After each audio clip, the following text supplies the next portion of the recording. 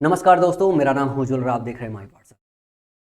आज से एक स्पेशल क्लास की शुरुआत कर रहा हूँ। इस स्पेशल सी क्लास के माध्यम से मैं आपकी ज्योमेट्री और मेंसुरेशन 2D इसको कवर करने का लक्ष्य रख रहा हूँ। मेंसुरेशन 2D और ज्योमेट्री की बात करें तो ये दोनों जो चैप्टर हैं एडवांस के, ये एक दूसरे से बहुत कोरिलेट करते हैं। मतलब अगर आपने ज्योमेट्री पढ़ा तो आधी जो है मेंसुरेशन 2D का कंसेप्ट खत्म हो जाता है। तो क्यों ना इन दोनों को एक साथ मर्ज करके अच्छी तरीके से पढ़ लिया जाए, ताकि मेंसुरेशन 2D जैसा चैप्टर अलग से ना पढ़ना। ज्योमेट्री पढ़ने में अलग से आपको 35-40 घंटे खर्च करने पड़ते हैं और मेंसुरेशन 2D में 15 से 20 घंटे खर्च करने पड़ते हैं। मोटा मोटा 50-55 घंटे पढ़ना पड़ता है, स्पेशली ज्योमेट्री और मेंसुरेशन 2D की बात करूँ तो। अगर आप सारा कंसेप्ट और पिछले 5 साल के सारे क्वेश्चन, सारे वैरायटी को अगर प्रैक्टिस करना चाहते हो तो आप किसी प्रॉब्लम का सलूशन मैं इस सीरीज के माध्यम से लेके आ रहा हूँ। मैं इसलिए ये सीरीज बोल रहा हूँ क्योंकि 50-55 घंटे को शॉर्ट करके 5 घंटे में तो नहीं पढ़ा सकता हूँ। उसको शॉर्ट करके मैं 30 घंटे में पढ़ाने वाला हूँ। तो इसमें छोटे छोटे अगर 1-1 घंटे की क्लास बनाऊँ तो 30 क्लासेस बनेगी, लेकिन मैं 30 क्लासेस नहीं बनाऊंगा आपके लिए, थोड़ी सी बड़ी क्लासेस बनाऊंगा। और किस तरीके से मैं आपको पढ़ाने वाला हूँ पहले मैं आपको बता दूं। मैंने पिछले 5 सालों के सारे क्वेश्चन, सारे कंसेप्ट, इन सबको ऑडिट किया। ऑडिट करने के बाद मैं कुछ 5 क्लासेस डिलीवर करने वाला हूँ। क्लास 1 लाइन एंड एंगल की होगी, जो तकरीबन जो है 1.5 घंटे की होगी। यही वो वाली वीडियो है जिसमें लाइन एंड एंगल आप इस क्लास में कवर करोगे, जिसमें पिछले सालों के सारे क्वेश्चन मिला के टोटल मुझे 35 क्वेश्चन का कलेक्शन मिला, इससे ज़्यादा मिला नहीं, जिसमें सारे वैरायटी के क्वेश्चन कवर हो गए हैं। कुछ क्वेश्चन ऐसे भी हैं जो पिछले सालों में नहीं पूछे गए हैं। आपके कंसेप्ट को मजबूत करने के लिए, डेफिनेट को मजबूत करने के लिए मैंने वो सवाल भी ले रखे हैं। इसके अलावा अगर बात करूं, क्लास 2 में दूंगा ट्रायंगल। अगर मैं ट्रायंगल की बात करूं, ट्रायंगल बहुत बड़ा चैप्टर होता है। ट्रायंगल में अगर ध्यान देखो तो ट्रायंगल की जो बेसिक्स होती है, ट्रायंगल का फॉर्मेशन जो होता है, उस पर कई सारे क्वेश्चन पिछले सालों में बने गए हैं। उसके बाद फिर ट्रायंगल के टाइप की बात करें कि स्केलेन ट्रायंगल होता है, आइसोसेलेस ट्रायंगल होता है, इक्विलेटरल ट्रायंगल होता है। फिर उनके ट्रायंगल के सेंटर्स की बात करें, सर्कम सेंटर होता है, इन सेंटर होता है, सेंट्रॉयड होता है। इसके अलावा मीडियन की बात करें, एंगल बाइसेक्टर की बात करें, जो है परपेंडिकुलर्स की बात करें, तो बहुत सारा होता है। फिर ट्रायंगल में स्पेशली राइट एंगल ट्रायंगल का बहुत बड़ा कंसेप्ट होता है। ट्रिपलेट का बहुत ज़्यादा यूज केस होता है। इन सबको देखो तो ट्रायंगल सबसे बड़ा ज्योमेट्री का जो है आपका टॉपिक होता है। तो ट्रायंगल को कवर करने में मुझे 5 से 7 घंटे लगेंगे। तकरीबन 130 क्वेश्चंस के माध्यम से मैं पूरा ट्रायंगल आपको पढ़ा दूंगा, जिसमें ज्योमेट्री और मेंसुरेशन 2D भी कवर हो जाएगा। क्योंकि ज्योमेट्री के बाद मेंसुरेशन 2D में हम ट्रायंगल का एरिया, ट्रायंगल का परिमीटर, ट्रायंगल के साइड्स निकालना सीखते हैं। तो वो साथ में जब ट्रायंगल पढ़ा रहा हूँ तभी सिखा दूंगा। तो मेंसुरेशन 2D के सारे सवाल जो है ज्योमेट्री के साथ ही ले लूंगा। तो ट्रायंगल एक ही वीडियो में ट्रायंगल पे दूंगा और ट्रायंगल आपको पूरा कवर कर दूंगा। सारे टाइप के ट्रायंगल, उसके सारे सेंटर्स, सारे उसके डायमेंशंस, एरिया, सब कुछ इसी में 5-7 घंटे में ट्रायंगल कवर करा दूंगा। उसके बाद क्लास 3 में आपको क्वाड्रिलेटरल बढ़ाने वाला हूँ। जिस क्वाड्रिलेटरल में बात करूँ, स्क्वायर आपका हो जाएगा, रेक्टेंगल होगा, ट्रेपेजियम होगा, डिफरेंट टाइप के चारों भुजाओं से मिला हुआ जितना भी क्वाड्रिलेटरल उसके टाइप और रोम्बस वगैरह बनते, सारा का सारा कुछ कवर कराऊंगा। इसमें 3 से 4 घंटे लगेंगे। 101 क्वेश्चन है जो पिछले सालों में पूछे गए हैं 5 सालों में, और जो उसकी डेप्थनेस हो सकती है उन 100 क्वेश्चन में कवर करके, सारी वैरायटी को कवर करके आपको बंडल पकड़ाऊंगा मैं। इसके बाद क्लास नंबर 4 में पेंटागन, हेक्सागन से रिलेटेड जो क्वेश्चन आपके एग्जाम में आते हैं, वो पॉलीगन से रिलेटेड, वो पूरा का पूरा कवर करूंगा। मैक्सिमम 1-1.5 घंटे का क्वेश्चन हो सकता है, मैक्सिमम 40-50 क्वेश्चन होंगे। क्वेश्चन बहुत पूछे जाते हैं, बहुत आसान होते हैं, एक बार समझाऊंगा सब कुछ आ जाएगा आपको। इसके बाद अगला, ट्रायंगल के बाद सबसे ज्यादा क्वेश्चन पूछा जाता है सर्कल। सर्कल अपने आप में काफी बड़ा टॉपिक है और सर्कल को पढ़ाने में 4 से 5 घंटे उसके पूरे कंसेप्ट को लगेंगे। तो 4-5 घंटे में मैं आपको इसको कवर करा दूंगा। तकरीबन 120 क्वेश्चन लगेंगे। मोटा मोटा देखोगे तो 700 से लेके 800 क्वेश्चन के माध्यम से 20 से 25 घंटे का ये पूरा का पूरा मेरा मेंसुरेशन 2D और ज्योमेट्री का जो है पूरा ये सीरीज चलेगा। तो 5 क्लासेस इसके अंदर देने वाला हूँ। आज की जो क्लास है वो लाइन एंड एंगल है। ध्यान रखिएगा, ये जो क्लासेस मैं आपको पढ़ा रहा हूँ, इस बात का ध्यान रख रहा हूँ कि बच्चे यूट्यूब की वीडियोस देखने के बाद जो मिस करते हैं, वो मिस करते हैं इसकी पीडीएफ। हम टेलीग्राम पे डालते हैं, ऐप पर डालते हैं, वो बच्चों को मिल नहीं पाता है। वो यूट्यूब पे वीडियो देखते हैं, फिर पीडीएफ ढूंढते ढूंढते थक जाते हैं। यूट्यूब ने एक फीचर दे रखा है, उस फीचर का इस्तेमाल करके इनकी सारी पीडीएफ, डबल कॉलम की पीडीएफ मैं आपको यूट्यूब पे ही पहुंचाने वाला हूँ। ये मेरी सीरीज चल रही है। इस सीरीज में ध्यान से देखोगे तो लास्ट जो लेक्चर मैंने पढ़ाया हुआ है, प्रिज्म, पिरामिड और टेट्राहाइड्रल इन वन शॉट, इस पे मैंने 2 घंटे 32 मिनट का वीडियो बनाया हुआ, जिसके अंदर पिछले 5 साल के क्वेश्चन और पूरा का पूरा कंसेप्ट कवर हो गया है। मैं आपको अर्थमेटिक और एडवांस दो का दोनों जो है पूरा का पूरा कंप्लीट मैथ यूट्यूब पे ही पढ़ा रहा हूँ। और ये जो मेरी पीडीएफ है वो आपको हर वीडियो के नीचे, जैसे पिछली क्लास की पीडीएफ आप देखोगे, यहाँ से जाके डाउनलोड करोगे सीधा सीधा यूट्यूब से ही डाउनलोड हो जाएगी। और अब तक जो मैंने कवर कर दिया है वो अलजेब्रा कवर कर दिया है, ट्रिग्नोमेट्री कवर कर दिया है, मेंस्ट्रुएशन 3D कवर कर दिया है। अब ज्योमेट्री और मेंस्ट्रुएशन 2D चल रहा है। ऑलमोस्ट इस 5 क्लास को कवर करने में मेरे को 15 से 20 दिन लगेंगे। मतलब ऐसा है कि मैं रिकॉर्ड करता हूँ, हर दिन 2 घंटे भी रिकॉर्ड करूँगा तो 15-20 दिन लग जाएंगे एवरेजन। तो मैं ये देख रहा हूँ इस महीने के अंत तक आपको मैं ज्योमेट्री और जो है मेंस्ट्रुएशन 2D ये कवर करके दे दूंगा। जो है मैंने इस क्लास के बाद थोड़ा सा टाइम भी लिया है, अगर आप देखोगे ध्यान से कि प्रिज्म, पिरामिड और टेट्राहेड्रन के बाद थोड़ा सा टाइम लिया है। टाइम जो मैंने लिया है वो सिर्फ रिसर्च करने के लिए है। बहुत सारे शिक्षक बहुत सारी चीज़ें पढ़ा रहे हैं, अब मैं वो देख रहा हूँ कि क्या यूनिक वैल्यू मैं आपको दे सकता हूँ जिसमें आपका टाइम शॉर्ट हो सकता है, चीज़ें एक जगह मिल सकती है, और क्या क्या चीज़ मिसिंग है। क्योंकि बच्चा यूट्यूब से ही पढ़ाई अगर करना चाहता हो तो नहीं एप्लीकेशन पे जाना चाहता हो, नहीं कोर्स बाई करने के पैसे हो, और वो चाहता हो कि भाई यूट्यूब पे भी कोई एक ऐसा शिक्षक मिल जाए जो शिक्षक बच्चों को देख के पिघल जाए कि नहीं ठीक है यार मेरे को सब कुछ यहीं पढ़ा देना चाहिए। तो मेरा दिल यूँ कह दो पिघल गया है, या ये मान लो नहीं पिघला है, मैं अपने बेनिफिट के लिए पढ़ा रहा हूँ कि एक दिन ये सारा लेक्चर आपको पसंद आएगा, मैं पॉपुलर हो जाऊँगा।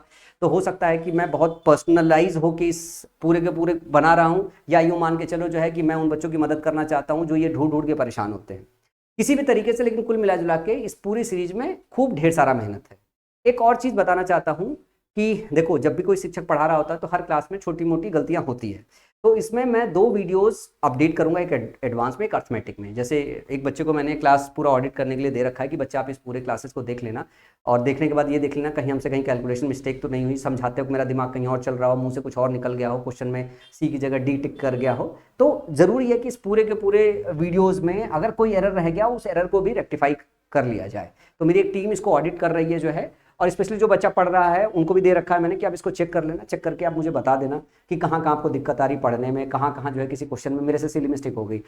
अक्सर करके देखते रहते हो कि पता चला किसी ऐसे शिक्षक ने पढ़ाया, क्लास में मिस्टेक हो गई, फिर उसमें किसी दूसरे ने वीडियो बना दिया कि भैया मास्टर को पढ़ाने नहीं आता है। सारे मास्टर्स को पढ़ाने आता है, लेकिन क्या होता है कि कभी कभी पढ़ाते वक्त गलतियाँ हो जाती है, गलतियाँ मेरे से भी होगी। तो जरूरी क्या चीज़ है कि मैं उसको रेक्टिफाई कर लूँ। तो मैंने टीम को बोल रखा है, तो जैसे ही एडवांस का सेक्शन खत्म होगा तो मैं एडवांस के सारी वीडियोस में अगर किसी तरीके का एरर है तो एक एरर रेक्टिफिकेशन की वीडियो भी इसमें अपडेट कर दूंगा, ताकि किसी बच्चे को अगर डाउट हो कि मास्टर साहब ने ऑप्शन सी बताया, मेरा तो डी आ रहा है, मैं सही हूँ या मास्टर साहब सही है, तो वो वाली वीडियो देख के आपको समझ में आ जाएगा कि आप सही हो या मास्टर साहब सही है। मतलब एरर मास्टर साहब से हो सकती है, ऐसा नहीं कि मास्टर साहब से हो नहीं सकती है। ठीक है, तो ये सारी की सारी पीडीएफ आपको यहाँ मिल जाएगी। तो चलो आज की क्लास और आगे चलते हैं और इस चैप्टर को सीखते हैं, लाइन एंड एंगल को यहाँ से शुरुआत करेंगे। 5 लेक्चर आने वाला है, मैं उम्मीद कर रहा हूँ इस मंथ के एंड तक, इस मंथ के आज 15 तारीख है जब मैं रिकॉर्ड कर रहा हूँ, इस मंथ के एंड तक मैं उम्मीद कर रहा हूँ जो है कि ये पूरा का पूरा मैं आपको दे दूँ, पूरा का पूरा ज्योमेट्री और मेंस्ट्रुएशन 2D। जितनी भी लेक्चर्स दूंगा मैं बड़े डिले करके दूँ, जितना भी लेक्चर दूंगा शिद्दत से बनाऊंगा, मेहनत करके बनाऊंगा। चाहो तो मेरी पीडीएफ देख लो, ध्यान से देखो, ये पूरा पीडीएफ मैंने बनाया बहुत मेहनत बहुत रिसर्च करके, मतलब कुछ नहीं छोड़ा है, कोई वैरायटी नहीं, जितना आपके एग्जाम का लेवल होगा उससे थोड़ा सा ऊपर ही है, कम नहीं। तो चलो समझते हैं लाइन एंड एंगल को। आज हम पहले चैप्टर को जो है ज्योमेट्री में चलते हैं। तो कुछ चीज़ें हैं, कुछ बेसिक डेफिनेशन है। अगर कोई बच्चा ऐसा है जो भाई मैथ्स बैकग्राउंड का नहीं होगा तो उसे ज्योमेट्री में बहुत परेशानी होगी। कोई बच्चा ऐसा है जो मैथ्स बैकग्राउंड का है, बीटेक है, बीएससी है, तो वो कहेगा क्या पढ़ूँ मैं ये लाइन एंड एंगल। तो मेरा आपसे ये कहना है कि ये आप एक बार देख लो, वीडियो 2x पे लगा के देख लो। देख इसलिए दो कि छोटी छोटी बातें हैं, कई बार हम भूल जाते हैं, तो एग्जाम में जाके उन पे क्वेश्चन बन जाते हैं, कंसेप्चुअल है या उस पर थ्योरी बेस्ड जो है क्वेश्चन आ जाते हैं ज्योमेट्री में, तो उसमें बड़ी परेशानी हो जाती है। तो आप एक बार इन सारी चीज़ों को रिवाइज कर लो, 2x पे डाल के एक ही बार वीडियो देखनी है आपको, ज़्यादा देखनी है नहीं। और जो बच्चा कमज़ोर है, जो नॉन मैथ्स बैकग्राउंड का बच्चा है, उसे तो शांति से सब कुछ अच्छी तरीके से समझना पड़ेगा ही पड़ेगा। तो चलो सबसे पहले बात समझते हैं पॉइंट। पॉइंट की बेसिक डेफिनेशन क्या है? एक ऐसी चीज़ जिसका जो है ना लंबाई हो, ना चौड़ाई हो, ना ऊंचाई हो, उसको क्या बोलते हैं? पॉइंट। ना इसकी लेंथ है, ना ब्रेथ है, ना हाइट है, कुछ नहीं है, तो एक ऐसे डॉट, उसी को हम क्या बोलते हैं? पॉइंट। अगला टर्म आता है लाइन। लाइन क्या होता है? दो पॉइंट्स को अगर आप मिला दो तो ये जो होता है इसी को क्या बोलते हैं? इसी को बोलते हैं लाइन, इसी को बोलते हैं लाइन। क्या बोलते हैं? इसी को बोलते हैं लाइन। फिर इसके बाद अगला टर्म जो सबसे इंपॉर्टेंट है, जो इस पूरे लाइन एंड एंगल में सबसे यूजफुल होगा, वो हो गया पैरेलल लाइन। अगर मैं दो लाइन खींच दूं इस तरीके से, दो लाइन इस तरीके से खींच दूं जिन दिनों के बीच में कोई एंगल ना हो, दोनों एक दूसरे के ऐसे हो, मतलब ये वाली लाइन इसके ऊपर अगर उठा के रखा जाए, अगर इसको उठा के इस पे रखा जाए, मान लो ये है नीचे वाली लाइन को, इसको अगर उठा के नीचे वाले को जो है इस पे अगर रख दिया जाए तो ये पूरी तरीके से ओवरलैप कर जाएगा। ये लाइन को अगर इस पे अगर शिफ्ट किया जाए, अगर फुल्ली इस पे ओवरलैप कर जाएगा तो दोनों लाइन पैरेलल लाइन बोलते हैं। इसको दूसरे टर्म में ये कहते हैं कि इन दोनों लाइन के बीच में जो थीटा होता है वो जीरो होता है। क्या होता है? थीटा जो होता है वो जीरो होता है। दूसरी आती है इंटरसेक्टिंग लाइन। अगर इन दोनों लाइन के बीच में इन दोनों लाइन के बीच में कोई अगर एंगल बन जाए, इन दोनों कोई अगर एंगल बन जाए, आगे बढ़ाने पे, पीछे बढ़ाने पे, कहीं बढ़ाने पे, इसको ऐसे भी लिख सकते हैं, ऐसे भी लिख सकते हैं। इनको इधर पीछे बढ़ाओगे, इधर पीछे बढ़ाओगे तो कुछ ना कुछ इनके बीच में एंगल बनेगा, कुछ ना कुछ एंगल बनेगा। तो ये जो होती है, ये क्या होती है, ये होती है इंटरसेक्टिंग लाइन। मतलब आगे पीछे कहीं बढ़ाने पर अगर एक दूसरे को कट करे, मतलब उनके बीच में कोई एंगल बन रहा है, उनके बीच में कोई एंगल बन रहा है, तो इसको क्या बोलते हैं, इंटरसेक्टिंग लाइन बोलते हैं। जैसे यहाँ ये कट रहा है, यहाँ ये कट नहीं रहा है, यहाँ ये कट नहीं रहा है, लेकिन अगर इसको इस तरह पीछे बढ़ाओगे, इसको इस तरह पीछे बढ़ाओगे तो कटेगा। तो इसको क्या बोलते हैं, इंटरसेक्टिंग लाइन। इसको पीछे बढ़ाओगे तो ऐसा कटेगा। समझ में आया? तो इसको मैं हटा दे रहा हूं, समझाने के लिए आपको बनाया था। इसके बाद अगली लाइन आती है ट्रांसवर्स लाइन, जिसको बोलते हैं, इसको हिंदी में बोलते हैं तिर्यक रेखा। इसको हिंदी में बोलते हैं तिर्यक रेखा। तिर्यक रेखा, तिर्यक रेखा इस सेंस में हम इस्तेमाल करते हैं कि दो पैरेलल लाइंस है, इनको अगर इस तरीके से काटने वाली एक लाइन हो तो इस लाइन को ट्रांसवर्स लाइन या तिर्यक लाइन बोलते हैं, तिर्यक रेखा बोलते हैं, या फिर ट्रांसवर्स लाइन बोलते हैं।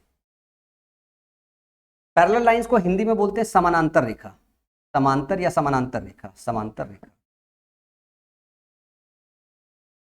इसके बाद आती है परपेंडिकुलर लाइन। इसके बाद आती है परपेंडिकुलर लाइन। दो लाइन अगर इनके बीच का जो एंगल है वो अगर 90 डिग्री हो जाए, 90 डिग्री हो जाए, तो इन लाइनों को क्या बोलते हैं, इन दोनों लाइनों को बोलते हैं हम परपेंडिकुलर लाइन। ये लाइंस के विषय में छोटी सी बात है जो आपको जाननी जरूरी है। इनका इस्तेमाल होगा पूरी ज्योमेट्री भर में इस्तेमाल होगा, तो ध्यान रखिएगा। पैरेलल लाइन स्पेशली इस्तेमाल होगा, परपेंडिकुलर लाइन स्पेशली इस्तेमाल होगा, ट्रांसवर्स लाइन इस पर्टिकुलर क्लास में लाइन एंड एंगल पढ़ते वक्त ही इस्तेमाल होगा, और इसके बाद बहुत कम इस्तेमाल होगा। इंटरसेक्टिंग लाइन जो है ये इस्तेमाल होगा टर्म। तो ध्यान रखिएगा कि पैरेलल लाइंस, परपेंडिकुलर लाइंस हमेशा से याद रहती है, मतलब एक दो बार पढ़ोगे, जैसे जैसे आगे बढ़ोगे ये सब याद होती है, इसको रटने की जरूरत नहीं पड़ती है, ये याद रह जाती है, बस एक बार समझना होता है इनको। अगला है एंगल। एंगल, एंगल देखो कई तरीके के होते हैं। एंगल होता है, एक होता है एक्यूट एंगल। अगर थीटा जो है 90 डिग्री से कम है तो उसे एक्यूट एंगल बोलते हैं। मतलब अगर दो लाइन ऐसी है, दो लाइन ऐसी है, दो लाइनों के बीच में एक एंगल बन रहा है, और ये जो एंगल है अगर 90 डिग्री से कम बन रहा है, 90 डिग्री से अगर कम बोल रहा है, तो उसको बोलते हैं एक्यूट एंगल। या ऐसे कह लो, दो तिर्यक रेखाएं, दो तिर्यक रेखाएं, उनके बीच में जो ढलान होता है, जो उनके बीच में गैप होता है, उसको जो मेजर करते हैं वो थीटा से मेजर करते हैं, उसी को हम एंगल बोलते हैं, या उसी को हम कोण बोलते हैं। क्या बोलते हैं? कोण बोलते हैं।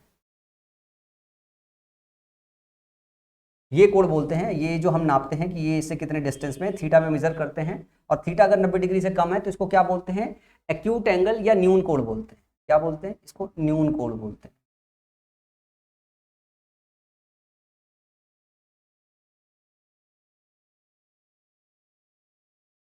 तो बोलते हैं न्यून कोण। इसी तरीके से राइट एंगल की बात करें तो राइट एंगल वो होती है जब दो लाइन के बीच में एंगल जो बन रहा होता है, ये जो थीटा अगर ये 90 डिग्री हो जाए तो क्या होता है? वो होता है वो राइट एंगल। ये जो थीटा अगर 90 है तो इस थीटा को क्या बोलते हैं? राइट एंगल बना रहा है। क्या बना रहा है? थीटा राइट एंगल बना रहा है। अगर बोल दिया जाए कि दो लाइनें परपेंडिकुलर है तो तुरंत आपके दिमाग में आ जाना चाहिए थीटा 90 डिग्री है। फिर बात करें ऑब्ट्यूस एंगल। ऑब्ट्यूस एंगल जो होता है वो होता है कि जो एंगल है अगर वो 90 डिग्री से ऊपर निकल जाए, थीटा है अगर 90 डिग्री से ऊपर निकल जाए तो उसको क्या बोलते हैं? ऑब्ट्यूस एंगल, या फिर इसी को बोलते हैं अधिक कोण। इसी को क्या बोलते हैं? अधिक कोण, हिंदी में अधिक कोण। इसके बाद एक और टर्म आता है स्ट्रेट एंगल। स्ट्रेट एंगल वो होता है जैसे ये लाइन है, ये लाइन है, ये लाइन है, इस पे दूसरी कोई लाइन नहीं है, लेकिन यहां से मेजर करके अगर इसको मेजर करोगे तो ये कितना होता है? 180 डिग्री होता है। इसीलिए स्ट्रेट मतलब सीधा एंगल बोलते हैं इसको। सीधा एंगल मतलब कोई दूसरी एक लाइन यहाँ पे है और दूसरी लाइन इसके जस्ट अपोजिट है, तो इनके बीच का जो एंगल है ऐसे घूम के यहाँ से यहाँ तक आएगा। अगर ये लाइन ऐसे है तो ये 90 से कम है, ये लाइन है तो 90 है, ये लाइन है तो 90 से ज्यादा है, पर ये वाली जो लाइन है ऐसे घूमते घूमते अगर इधर आ गई तो अब इनके बीच जो एंगल बनता है वो क्या बनता है? सीधी रेखा बना देता है। ये लाइन 1 है, ये 1 लाइन है, ये 2 लाइन है। अगर ये दोनों एक दूसरे के अपोजिट हो जाए तो ये क्या हो जाएगा? एक सीधी रेखा में आ जाएगी, और एक ये जो एंगल होता है वो सीधा एंगल होता है, सीधा कोण होता है, इसको 180 डिग्री बोलते हैं। ठीक है ना? तो स्ट्रेट एंगल कितना होता है? 180 डिग्री होता है। इसके बाद एक होता है रिफ्लेक्स एंगल। रिफ्लेक्स एंगल वो एंगल होता है जब ये थीटा जो है 180 से ज्यादा हो जाए, 360 से कम रहे। ये कुछ इस तरीके से हो जाए, ये होता है 180 डिग्री। अब ये जो घूम के गया, अब ये लाइन यहां से लेके यहां तक घूमती रहेगी, यहां से लेके यहां तक घूमती रहेगी, यहां से लेके यहां तक घूमती रहेगी। तो ये सारे जो हैं, ये सारे क्या है? ये सारे के सारे जो हैं ये आपके आते हैं रिफ्लेक्स एंगल। क्या आते हैं? सारे के सारे रिफ्लेक्स एंगल है। तो रिफ्लेक्स एंगल वो एंगल होता है जिसका मान 180 से ज़्यादा 360 डिग्री से कम होता है। रिफ्लेक्स एंगल को हिंदी में क्या कहते हैं मुझे नहीं पता यार। देखो वैसे पढ़ा तो मैं हूँ हिंदी ही यार, 12वीं तक मैंने हिंदी मीडियम से ही पढ़ाई की है, लेकिन उसके बाद इंजीनियरिंग की है तो सारे के सारे जो हिंदी वाले टर्म थे वो बदल के इंग्लिश में हो गए, और इतने साल हो गए तो वो हिंदी वाले टर्म भूल गए। इसीलिए मैं बीटेक बीएससी वाले बच्चों को बोल रहा हूँ कि वो एक बार इन वीडियोस को इसलिए देख ले क्योंकि उनका रिवीजन हो जाए, ठीक है ना। अब अगर मान लो रिफ्लेक्स एंगल मुझे नहीं पता, आपको इसकी हिंदी जाननी है तो गूगल पे डाल पे रिफ्लेक्स एंगल की हिंदी निकाल लो और निकाल के अपने कॉपी में हिंदी भाषी बच्चे से नोट कर लो। उसको बोलते हैं रिफ्लेक्स एंगल, और इसका जो मान होता है वो 180 से 360 डिग्री के बीच में होता है। मैं उम्मीद करता हूं कि पॉइंट, लाइन और एंगल की बेसिक्स जो है आप समझ गए होंगे। यही सारी इंपॉर्टेंट चीजें हैं जो आपको याद रखना है, जो काम आएगा। इसके बाद सबसे पहला कंसेप्ट है जो आपको समझना है, जिससे आपके एग्जाम में क्वेश्चन पूछा जाएगा। सबसे पहला कंसेप्ट है कि कॉम्प्लीमेंट्री एंगल और सप्लीमेंट्री एंगल्स। कॉम्प्लीमेंट्री को हिंदी में बोलते हैं पूरक, पूरक कोण, और सप्लीमेंट्री को बोलते हैं समपूरक कोण, समपूरक कोण, समपूरक कोण। अगर दो एंगल है θ1 और θ2, θ1 और θ2 है, इन दोनों का सम अगर 90 डिग्री होता है तो ध्यान रखिएगा दोनों एक दूसरे के क्या होते हैं? कॉम्प्लीमेंट्री होते हैं। θ1 θ2 का कॉम्प्लीमेंट्री है, θ2 θ1 का कॉम्प्लीमेंट्री है। जैसे अगर मैंने बोल दिया कि अगर θ1 आपका 60 डिग्री है, 60 डिग्री है, और θ1 का क्या बताना है आपको? कॉम्प्लीमेंट्री एंगल बताना है, तो आप कहोगे 30 जोड़ेंगे तो 90 हो जाएगा, तो 30 डिग्री 60 डिग्री का कॉम्प्लीमेंट्री है। और अगर आपको 30 डिग्री दे दिया जाए और बोला जाए कि इसका कॉम्प्लीमेंट्री बताओ, तो 60 डिग्री इसका कॉम्प्लीमेंट्री होगा। 45 डिग्री का कॉम्प्लीमेंट्री पूछा जाए, 45 डिग्री का कॉम्प्लीमेंट्री पूछा जाए तो दूसरा 45 डिग्री होगा। 50 डिग्री का पूछा जाए तो 40 होगा, 40 का पूछा जाए तो 50 होगा। समझ में आया? 63 डिग्री का अगर पूछ लिया जाए तो 27 डिग्री हो जाएगा, 27 डिग्री का पूछ लिया जाए तो 63 डिग्री हो जाएगा। समझ में आई मेरी बात? कि अगर θ1 और θ2 दोनों का सम 90 डिग्री के बराबर है तो पहला एंगल दूसरे का या दूसरा एंगल पहले का कॉम्प्लीमेंट्री होता है। इसी तरीके से अगर सप्लीमेंट्री एंगल की बात करें, संपूरक कोण की बात करें, तो θ1 और θ2 का जो सम है अगर 180 डिग्री हो तो दोनों एंगल एक दूसरे के सप्लीमेंट्री होते हैं, संपूरक कोण होते हैं। θ1 प्लस θ2 180 डिग्री के बराबर होता है। इसमें एक परेशानी आती है, कॉम्प्लीमेंट्री एंगल और सप्लीमेंट्री एंगल में हम कई बार भूल जाते हैं। कई बार ऐसा होता है कॉम्प्लीमेंट्री को हम ले लेते हैं कि θ1 प्लस θ2 का जो सम है वो 180 डिग्री है, और सप्लीमेंट्री को ले लेते हैं कि θ1 प्लस θ2 90 डिग्री है। तो ध्यान रखिएगा कॉम्प्लीमेंट्री और सप्लीमेंट्री में, ठीक है ना, पूरक कोण और संपूरक कोण। पूरक देखो छोटा है, संपूरक बड़ा है, तो हिंदी भाषी बच्चे कैसे याद रख सकते हैं? पूरक छोटा, संपूरक बड़ा, तो पूरक का सम छोटा होना चाहिए, संपूरक का सम बड़ा होना चाहिए। इसी तरीके से अगर कॉम्प्लीमेंट्री और सप्लीमेंट्री की बात करोगे तो थोड़ा सा देखोगे सप्लीमेंट्री ऐसा लगेगा कुछ सरप्लस किया जा रहा है। एक हो गया कॉम्प्लीमेंट किया जा रहा है, फिर सप्लीमेंट किया जा रहा है, मतलब और एडिशनल चाहिए। तो कॉम्प्लीमेंट मतलब आप पूरा कर दो 90 डिग्री, सप्लीमेंट और कर दो मतलब 180 डिग्री। तो इस तरीके से आप इसे याद कर सकते हो। सबसे ज्यादा परेशानी इसी में होती है कि इनके आपस में नाम भूल जाते हैं, और θ1 प्लस θ2 का जो सम है वो हम एक दूसरे से एक्सचेंज कर देते हैं। तो ध्यान रखिएगा कि पूरक छोटा होता है, संपूरक बड़ा होता है। तो पूरक कोण जो होता है वो θ1 प्लस θ2 90 डिग्री, संपूरक कोण जो होता है वो θ1 प्लस θ2 180 डिग्री। ये बड़ा है तो इसका सम बड़ा होना चाहिए, छोटा है तो इसका सम छोटा होना चाहिए। अब अंग्रेजी वाले बच्चे ऐसे समझ सकते हैं कॉम्प्लीमेंट्री, ठीक है ना, कॉम्प्लीमेंट कर रहा है तो 90 डिग्री हो रहा है, सप्लीमेंट मतलब कुछ और सरप्लस चाहिए, तो क्या होगा? 180 डिग्री हो जाएगा। इस पे एग्जाम में क्वेश्चन आया है, उसको पढ़ाऊं उसके पहले एक और चीज बता देता हूं कि एक और चीज इसके साथ मिक्स करके पूछी जाती है। एक रिलेशन पूछा जाता है आपसे एग्जाम में, जो हम थीटा को मेजर करते हैं, जो हम थीटा को मेजर करते हैं वो मेजर करते हैं डिग्री में। किसमें मेजर करते हैं? डिग्री में। तो मेजर करने के लिए डिग्री होता है, डिग्री के अलावा एक होता है मिनट, जिसको सिंबल में ऐसे रिप्रेजेंट करते हैं, एक होता है सेकंड। क्या होता है? एक होता है सेकंड, और सेकंड को हम डबल ऐसे डालते हैं, ठीक है ना, डबल लाइन से डालते हैं। तो इनके बीच में एक रिलेशन होता है कि 1 डिग्री बराबर 60 मिनट होता है, 1 डिग्री बराबर 60 मिनट होता है, और 1 मिनट बराबर 60 सेकेंड होता है।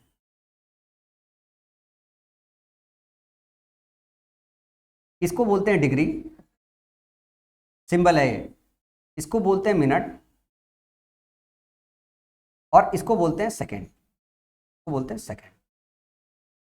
पढ़ाते वक्त कई बार ऐसा होगा जुबान स्लिप हो जाएगा, मतलब इसको मिनट बोल देंगे, मिनट को सेकंड बोल देंगे। ध्यान रखिएगा पढ़ाते वक्त शिक्षकों के मुंह से ये निकल जाता है, स्लिप अप टंग जिसको बोलते हैं। मैं अभी बता दे रहा हूँ, पता चला मैं सवाल बता रहा हूँ, कहीं ऐसा हो कि इसको मिनट बोल दूँ इसको सेकंड बोल दूँ, एक्चुअली ये वाला जो होता है वो मिनट होता है, ये होता है सेकंड। ऐसा नहीं कि भूल जाता है, अपन भूलते नहीं है, वो स्लिप अप टंग होता है, क्योंकि कंसेप्ट समझा रहे होते हैं वहां पे जल्दबाजी में कई बार ऐसा हो जाता है, तो ध्यान रखिएगा।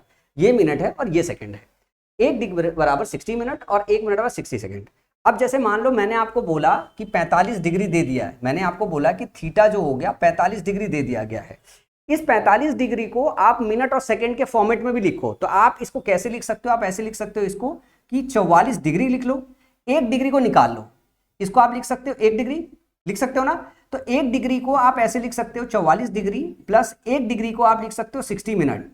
तो इसका रिप्रेजेंटेशन का तरीका यह है कि 44 डिग्री ये प्लस हटा दो, आप इसको 60 मिनट लिख दो, इसको आप ऐसे लिख सकते हो।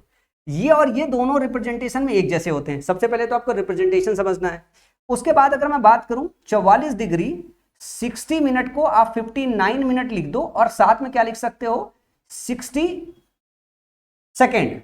अब ये 60 सेकेंड में जो प्लस है ना, ये सिंबल ऐसे होता है कि आप इसको हटा सकते हो 59 मिनट और यहां पे लिख सकते हो 60 सेकेंड्स। तो ये जो है और ये जो है ये सब आपस में बराबर है, ये जो है और ये जो है ये सब आपस में बराबर है। रिप्रेजेंटेशन 45 डिग्री को इस तरीके कर सकते हो मिनट और सेकंड के फॉर्मेट में, मिनट और सेकंड के फॉर्मेट में। ध्यान रखिएगा 1 डिग्री बराबर 60 मिनट और 1 मिनट बराबर 60 सेकंड। अब एग्जाम का एक सवाल आया है, जरा ध्यान से देखिएगा। इन दो चीजों को मर्ज किया गया है, मतलब इस रिलेशन को और कॉम्प्लीमेंट्री और सप्लीमेंट्री को मर्ज करके एक सवाल पूछा गया है और सवाल कुछ इस तरीके से है। सवाल दिया हुआ find the complementary angle of 77 degree 15 minute 24 second. तो ये कॉम्प्लीमेंट्री तभी होगा ना बच्चा लोग जब θ1 प्लस θ2 जो है ये 90 डिग्री के बराबर होगा। ध्यान रखिए कॉम्प्लीमेंट्री है, कॉम्प्लीमेंट किया जा रहा है 90 है, सप्लीमेंट होता तो सरप्लस करना होता। क्या पूछा गया है कोटि पूरक कोण। अच्छा ध्यान रखिएगा पूरक कोण को एक कोटि पूरक टर्म भी डालते हैं, यहां पे थोड़ा और कंफ्यूजन हो जाता है। कोटि पूरक, ठीक है ना, कोटि पूरक और समपूरक कोण। तो पूरक कहे या कोटि पूरक कहे बात एक ही होता है। ध्यान रखिएगा फिर से पूरक और कोटि पूरक एक ही बात होती है, ठीक है। तो θ1 प्लस θ2 90 डिग्री लेके जाना है। θ1 ऑलरेडी दिया है 77 डिग्री 15 मिनट 24 सेकेंड। अब इसको बनाने के लिए ध्यान से देखो, कुल मिला जुला के लगभग 13 के आसपास जोड़ोगे तो 90 पहुंचेगा। तो जितने भी 22 के आसपास जोड़ा जा रहा है वो सारे ऑप्शन तो हटा दोगे। उसके बाद ध्यान से देखो कि आपको मोटा मोटा इसको डिग्री में कन्वर्ट करना है 90 डिग्री में। तो जो ये सेकेंड है ये भी गायब होना चाहिए, जो मिनट है ये भी गायब होना चाहिए और फाइनली ये पूरा फुल डिग्री में कन्वर्ट होना चाहिए। तो सबसे पहले ये देखो 24 में क्या जोड़ोगे कि ये 60 सेकेंड बन जाएगा। तो 24 में जब 36 जोड़ोगे तो क्या बन जाएगा, ये 60 मिनट बन जाएगा। सवाल तो यहीं से सॉल्व हो जाएगा, क्योंकि इसको खत्म करना पड़ेगा, इसको खत्म करोगे फिर मिनट को खत्म करोगे तभी तो 90 डिग्री तक पहुंच पाओगे। अल्टीमेटली फाइनल 90 डिग्री होना चाहिए। तो 24 प्लस 36 ये 60 मिनट हो जाएगा, इस 60 सेकंड हो जाएगा। इस 60 सेकंड को मिनट में कन्वर्ट करोगे तो 1 मिनट आ जाएगा, तो 15 1 16 मिनट हो जाएगा। 16 में 44 जोड़ोगे तो 60 मिनट हो जाएगा। 60 मिनट 1 डिग्री में कन्वर्ट हो जाएगा। वो 1 डिग्री 77 में जोड़ लो या 12 में जोड़ लो, 77 में जोड़ा 78, 78 12 90। तो सवाल का सही जवाब ऑप्शन नंबर ए हो जाएगा। उम्मीद करता हूं ये सवाल अच्छी तरीके से समझ गए होंगे। तो सवाल दो तरीके से आपके एग्जाम में आ सकते हैं। ये दिया जा सकता है कि 60 डिग्री है एक एंगल, आपको θ2 बताओ, θ1 ये दिया हुआ है और इसका कॉम्प्लीमेंट्री बताओ या इसका सप्लीमेंट्री बताओ, इसका कॉम्प्लीमेंट्री बताओ या इसका सप्लीमेंट्री बताओ। अगर कॉम्प्लीमेंट्री की बात करें तो 30 डिग्री हो जाएगा। अगर सप्लीमेंट्री की बात करें तो यही आपका कितना हो जाएगा 120 डिग्री हो जाएगा। ये हो जाएगा कॉम्प्लीमेंट्री और ये हो गया सप्लीमेंट्री। इसी तरीके से डिग्री में सीधे सीधे दे सकता है, कुछ और तरीके से रिलेशन दे सकता है या कुछ और दे सकता है। एक सवाल और कर लेते हैं इस पे, देखिए कुछ सवाल आया है, ये आया ना, दो कोण एक दूसरे के कोटि पूरक है। कोटि पूरक या पूरक का मतलब क्या हो गया 90 डिग्री है। मतलब सवाल ये कह रहा है कि θ1 प्लस θ2 जो है ये 90 डिग्री के बराबर है। दो कोण ऐसे हैं जो आपस में कोटि पूरक है। 2 angles are complementary to each other if 2 times of 1 angle is 9 less than 5 times of other angle. एक स्टेटमेंट और दिया है कि अगर 2 गुना एक एंगल का 5 गुना दूसरे एंगल का करने पे उससे 9 कम आता है तो ये आपस में बराबर कर दो। अब क्या है, बस इसको सॉल्व करना है। इसको सॉल्व करने का तरीका क्या है, इसमें 2 से गुणा करो और दोनों को आपस में घटा दो।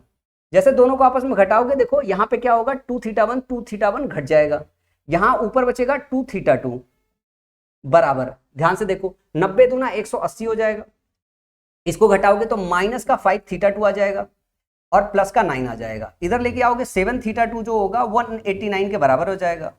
और थीटा 2 जो होगा ध्यान से देखो ये हो जाएगा आपका 7 दूनी 14, 7 सत्ते 49, 27 डिग्री हो जाएगा। इसको सॉल्व करोगे तो 27 डिग्री हो जाएगा। तो दूसरा जो एंगल थीटा 1 आ जाएगा वो क्या आ जाएगा 63 डिग्री आ जाएगा। कैसे? क्योंकि ये एक दूसरे के कॉम्प्लीमेंट्री, ये 27 डिग्री है तो दूसरा 63 डिग्री हो जाएगा। समझ में आया? 7 3 10 6 2 8 1 9।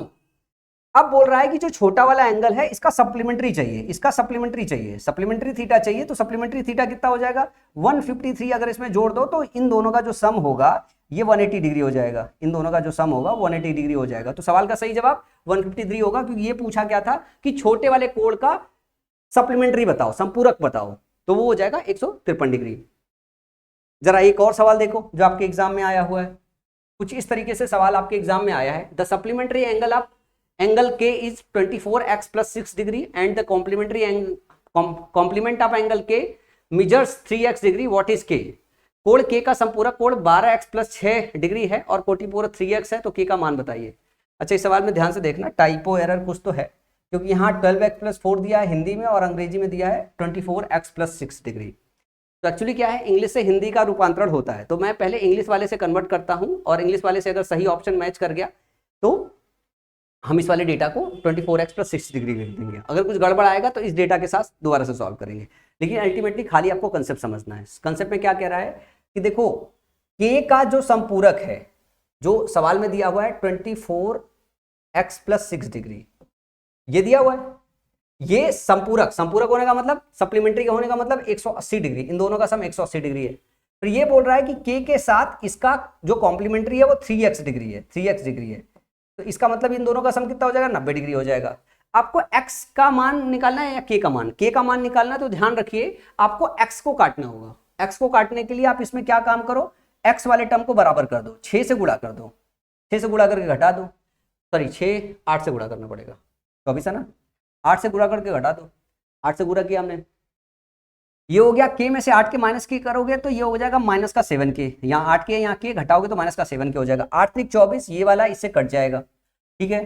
अब इधर ध्यान से देखोगे तो 9 8 72, 720 माइनस 180 ऊपर का हो गया। अब ध्यान से देखो ऊपर 6 डिग्री है, इधर आएगा प्लस में, इधर जाएगा माइनस में हो जाएगा, इधर क्या हो जाएगा माइनस में हो जाएगा, इधर माइनस में हो जाएगा। तो जो -7 आएगा ध्यान से देखो, ये आ जाएगा 720 माइनस 80 माइनस 106, तो घटा दो भैया, तो ये हो गया 0, 12 में से 8 गया 4, 6 में से 1 गया 5, माइनस का 6, माइनस का 6। और ध्यान से देखो एक और चीज समझाता हूं मैं, यहाँ पे ये वाला माइनस होगा, ये वाला प्लस होगा, और यहाँ पे प्लस था ये माइनस होगा, ठीक है, यहाँ पे प्लस होगा, इधर जाएगा माइनस हो जाएगा, ठीक हो जाएगा। तो ये जब 540 प्लस 6 आ जाएगा तो ये हो जाएगा 546, ये हो जाएगा माइनस का, ये हो जाएगा, ये हो जाएगा -7k, 7 7 से कट जाएगा, k की वैल्यू निकालनी है बस। तो 7 7 49 और 7 8 56, तो 78 डिग्री k की वैल्यू आ जाएगी। मतलब जो ये वैल्यू दी हुआ था ये वाला करेक्ट है, तो इसको काट के आप रख लो 24x plus 6 डिग्री, ठीक है ना, इसको काट लो, ये हो जाएगा। अब सवाल देखो ध्यान से, इस सवाल में क्या था, इस सवाल में यही दिया था ना। अगर इसको ऐसे भी देखते तो ये प्लस ये बराबर 180 डिग्री है, ये plus 3x k plus 3x बराबर 90 डिग्री है, और सवाल को सॉल्व करके k का मान निकालना था। तो दूसरे वाले में 8 का मल्टीप्लाई करके जो है ऊपर वाले से घटा देना था और सवाल को सॉल्व कर लेना था, सवाल का जवाब आ जाता, ठीक है। जब ये खुद से कैलकुलेशन कर रहे होगे तो बहुत कम समय लगता है, मैं तो आपको समझाने के लिए आराम आराम से कैलकुलेशन कर रहा हूँ ना, ठीक है। तो ये रहा, मुझे उम्मीद है कि कॉम्प्लीमेंट्री और सप्लीमेंट्री के जो भी क्वेश्चन है वो आपको सही से समझ में आ गए होंगे। अब आगे चलते हैं दूसरे कंसेप्ट पे, अब आगे चलते हैं दूसरे कंसेप्ट पे।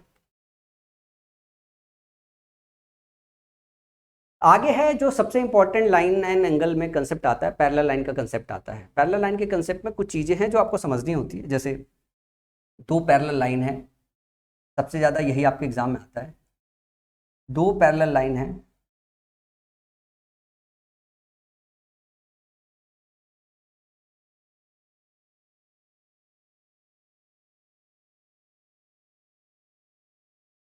इन दो पैरेलल लाइन को अगर एक ट्रांसवर्स लाइन काट रही है, दो पैरेलल लाइन को एक ट्रांसवर्स लाइन काट रही है, तो इसमें कुछ चीजें समझनी होती है। इसमें कुछ अल्टरनेट एंगल बनते हैं,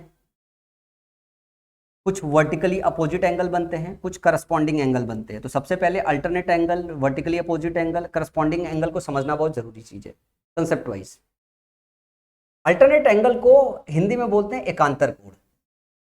एकांतर कोण। अगर मैं इसको 1 बोल दूं, इस एंगल को 1 बोल दूं, इसको 2 बोल दूं, इसको 3 बोल दूं, इसको 4 बोल दूं, फिर इधर इसको 5 बोल दूं, इसको 6 बोल दूं, इसको 7 बोल दूं, इसको 8 बोल दूं। ध्यान से देखना, ध्यान से देखना। तो इसमें जो एकांतर कोण होगा, इसमें एकांतर जो कोण होगा, ये वाला जो एंगल होगा, ध्यान से देखिए कौन कौन से एंगल इसमें एकांतर कोण होगा। अल्टरनेट एंगल का मतलब है एक लाइन के इस साइड, एक लाइन के दूसरे साइड, एक लाइन के इस साइड, एक लाइन के दूसरे साइड। इसमें बहुत सारे ऐसे हैं जो लाइन एक इस साइड है, एक उस साइड है। ध्यान रखिएगा, अल्टरनेट एंगल वो होते हैं, जैसे ये पैरेलल लाइन है, इसमें 2 देखना है। एक लाइन है, इस लाइन के इस साइड और इस साइड, और ये दोनों लाइन के बीच में, और ये दोनों लाइन के बाहर। क्या क्या चीज देखनी होती है आपको? एक बार इस लाइन के बीच में देखनी होती है, इस बार इन दोनों लाइन के बाहर देखनी होती है, और एक बार लाइन के इस साइड देखनी होती है, उस साइड। कैसे? जैसे मान लो मैंने 3 ले लिया, 3 ले लिया, तो मुझे इन दोनों लाइन के अंदर ही रहना है, और इन दोनों लाइन के अंदर, और इस लाइन के एक इस साइड लेना है, एक दूसरी साइड लेना है, और अल्टरनेट लेना है। ये लिया तो ये नहीं लेना है, ये लेना है तो जस्ट अपोजिट लेना है। तो 3 के साथ 5, ये अल्टरनेट एंगल बनेंगे। क्या बनेंगे? ये अल्टरनेट बनेंगे। 6 के साथ क्या बनेगा? 4। ऐसे तिरछा देखा जाता है। तिरछा लाइन काट रही है तो तिरछा देखेंगे हम। इस पूरे सेक्शन में जब भी हमें देखना होगा तो हम सबसे पहले तिरछा देखेंगे, साइड बाय साइड नहीं देखेंगे। तो 3 और 5, 6 और 4, ये दोनों लाइन के बीच में अल्टरनेट एंगल है। इन दोनों लाइन के बाहर अल्टरनेट एंगल क्या है? ये दोनों पैरेलल लाइन के अंदर है। और ध्यान से देखना, इसके बाहर क्या हो जाएगा? बाहर देखो 2 होगा, और बाहर इधर 8 होगा। ऐसे क्रॉस देखना है। तो 2 और 8 क्या? 2,8 ये आपका अल्टरनेट एंगल होता है। 7,1 ये आपका अल्टरनेट एंगल होता है। फिर से समझाता हूं इस बात को, कई सारे बच्चे ऐसे होते हैं इसी में कंफ्यूज होते हैं कि 3,5, 6,4। एक बार ऐसा होता है लाइन के अंदर जाना होता है, और इस लाइन के एक इधर और क्रॉस में देखना होता है। तो 3, 5, 6, 4 ये अल्टरनेट एंगल है। और फिर लाइन, इन दोनों लाइन के बाहर देखना होता है। अब अंदर देख लिया, बाहर देखो, 2 और 8, 7 और 1, ये क्या होते हैं? आपके अल्टरनेट एंगल, एकांतर कोण जिसको बोलते हैं। इसके बाद दूसरा टर्म आता है वर्टिकली अपोजिट एंगल, जिसको बोलते हैं शीर्षाभिमुख कोण। शीर्षा, हिंदी में शीर्षाभिमुख कोण। इन जनरल अगर 2 लाइन इस तरीके से क्रॉस कर रही है, तो ये जो एंगल होते हैं आमने सामने के, ये जो एंगल होते हैं, ये वाले एंगल, ये वाले एंगल और ये वाले एंगल, ठीक है ना?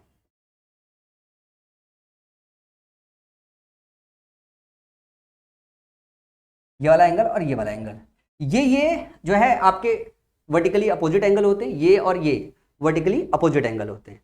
इसमें अगर मैं बात करूं, तो 1 और 3, 2 और 4, 6 और 8, 5 और 7 वर्टिकली अपोजिट एंगल है। इसके बाद आता है करस्पॉन्डिंग एंगल। इसके बाद क्या आता है? करस्पॉन्डिंग एंगल, जिसको हिंदी में बोलते हैं संगत कोण। जिसको हिंदी में बोलते हैं संगत कोण।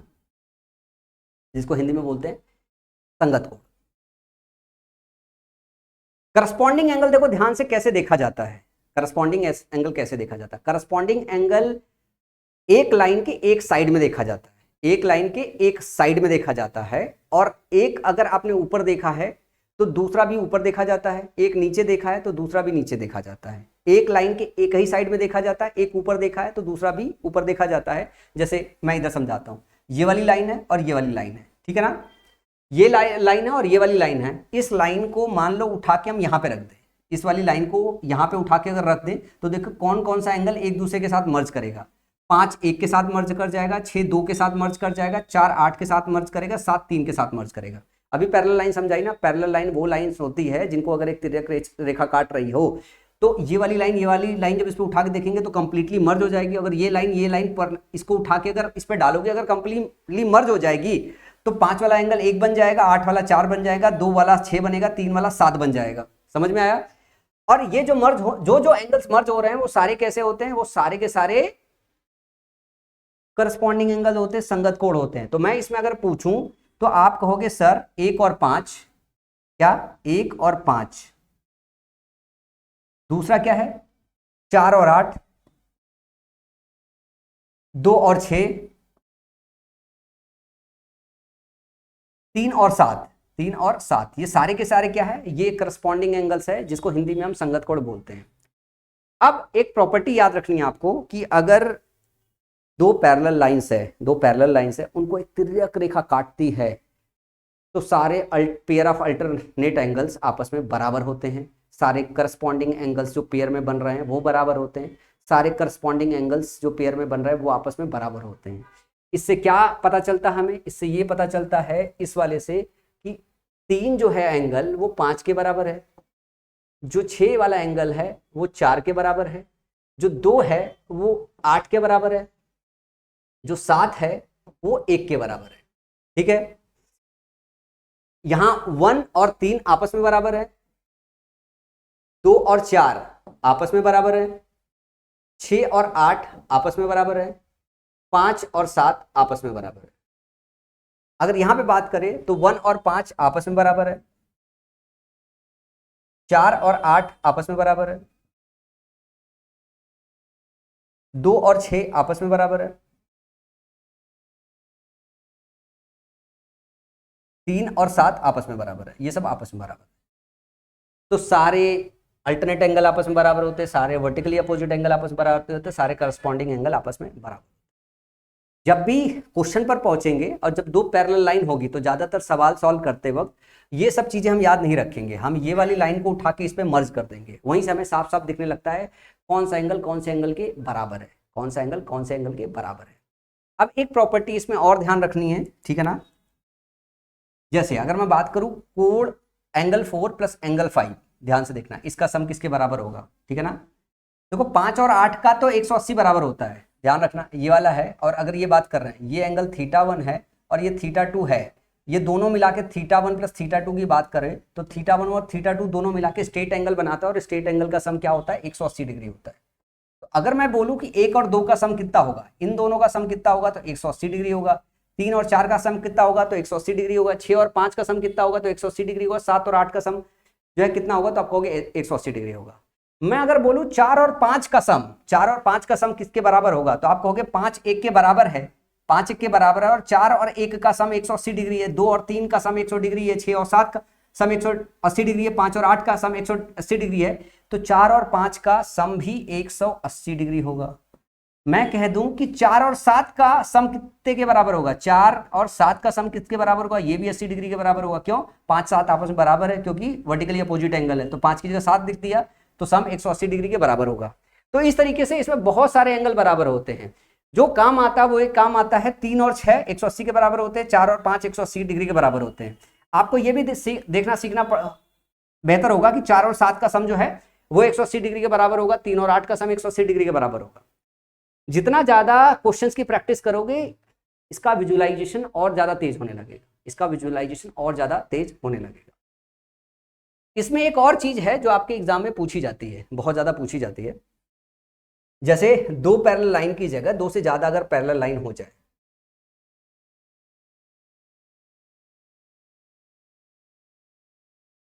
एक और क्वेश्चन आपको देखने को मिलेगा, अभी लास्ट में ही अपन इसको देखेंगे कि ऐसे पैरेलल लाइन है, एक से ज्यादा पैरेलल लाइन है और ये लाइन जो है एन तक जा सकती है, इसको दो ट्रांसवर्स लाइन, दो तिर्यक रेखाएं अगर काट रही है, दो तिर्यक रेखाएं अगर काट रही है, और अगर इधर का डिस्टेंस L1 है, L2 है, L3 है, ठीक है ना, और अगर और पैरेलल लाइन खींचोगे तो और हो सकती है, और इधर वाली जो डिस्टेंस है x है, y है और z है, तो इनके बीच में जो रिलेशन होता है वो ये होता है L1/L2 बराबर x/y, ठीक है ना, या यूं कह दो L1/L2 L3, इनका जो रेशियो होगा ये बराबर होता है x ratio y ratio z के, x ratio y ratio z के बराबर होता है।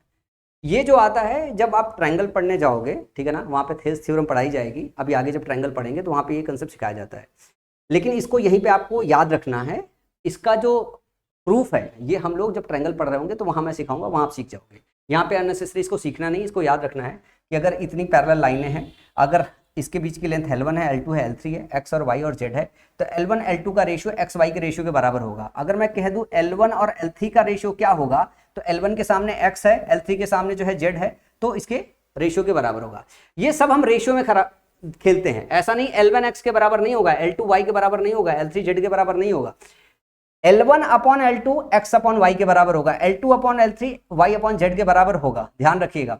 तो इस चीज में रेशियो जो होता है वो बराबर होता है, इधर का जो रेशियो होता है इधर के रेशियो के बराबर होगा। इधर जो चुनेंगे उसके सामने का इधर चुनेंगे, इधर जो चुनेंगे उसके सामने का इधर चुनेंगे। फिर उसके बाद जब रेशियो में ये काम हम देख लेते हैं तो हम प्रॉपर्टीज रेशियो की इस्तेमाल करके बहुत सारे कॉम्प्लेक्स क्वेश्चन को सॉल्व कर पाते हैं। जैसे मान लो मैं ये बोल दूं कि L1 upon L2 plus L3, अगर हम इधर से निकालते L1 upon L2 plus S3, तो इधर लिखोगे X upon Y plus Z, X बराबर Y प्लस Z, ये आपस में बराबर होगा। या मैं कह दूं L1 upon L1 plus L2 plus L3, L1 upon L1 plus L2 plus S3 बराबर क्या हो जाएगा, X upon X plus Y plus Z। तो ये जो कंसेप्ट है ना, इसमें रेशियो का गेम बहुत बड़ा है। आखिरी के 2-3 क्वेश्चन इसी कंसेप्ट पे हैं, अभी जब आएंगे तो वहां पे इन क्वेश्चन को सॉल्व करेंगे।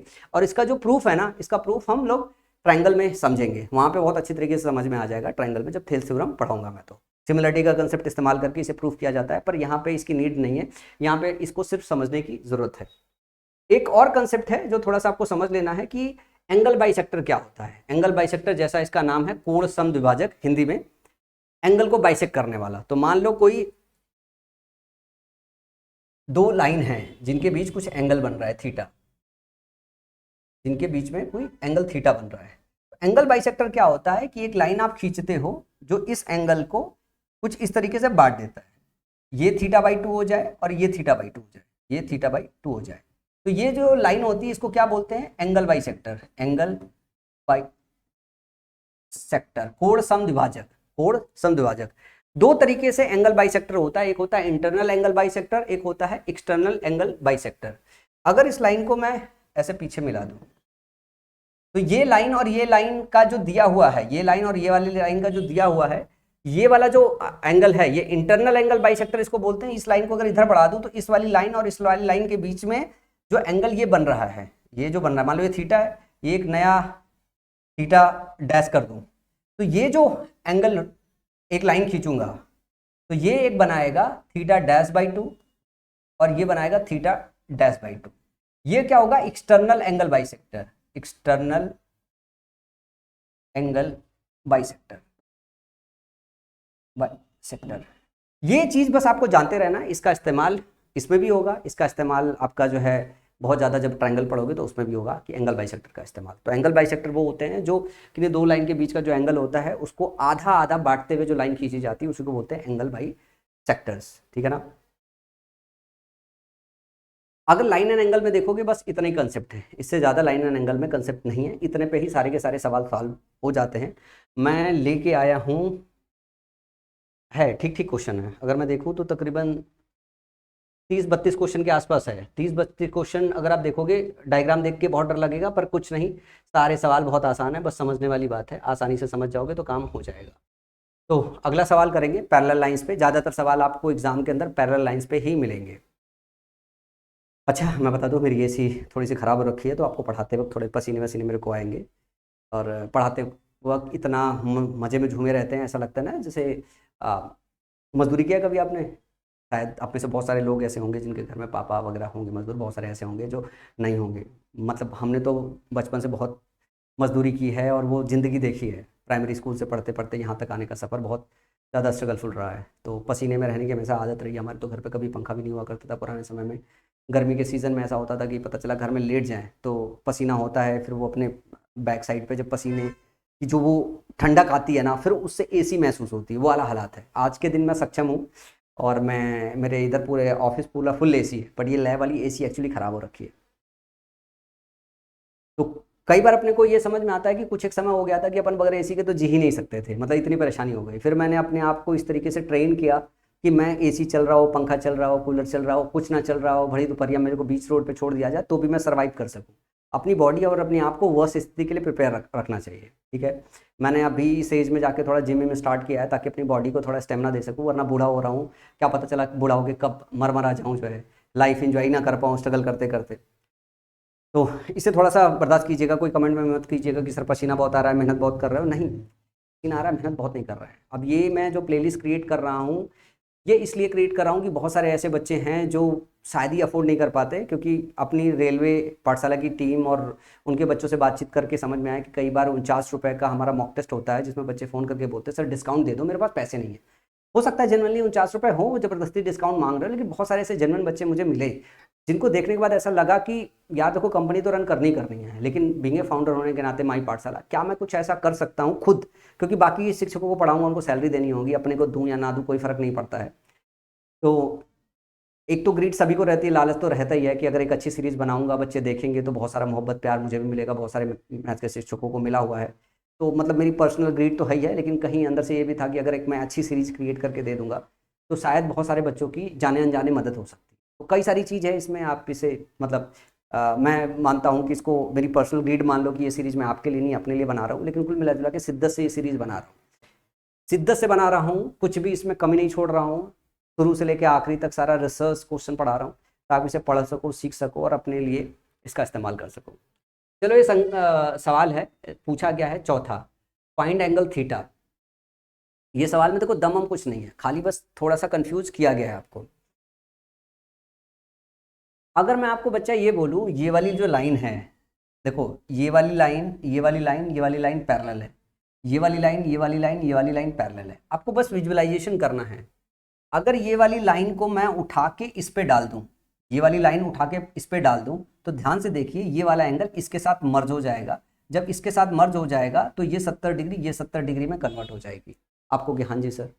अगर मैं अब इस वाली लाइन को उठा के इस वाली लाइन में डाल दूं तो ये वाला जो है ये वाले से मर्ज हो जाएगा। ये क्या हो जाएगा, ये हो जाएगा आपका 70 डिग्री, ये हो जाएगा आपका 70 डिग्री। अभी जो डायग्राम बना है उस हिसाब से लग रहा होगा सब 90 90 90 है, इसको 90 90 नहीं देखना है, लाइनें थोड़ी तिरछी है।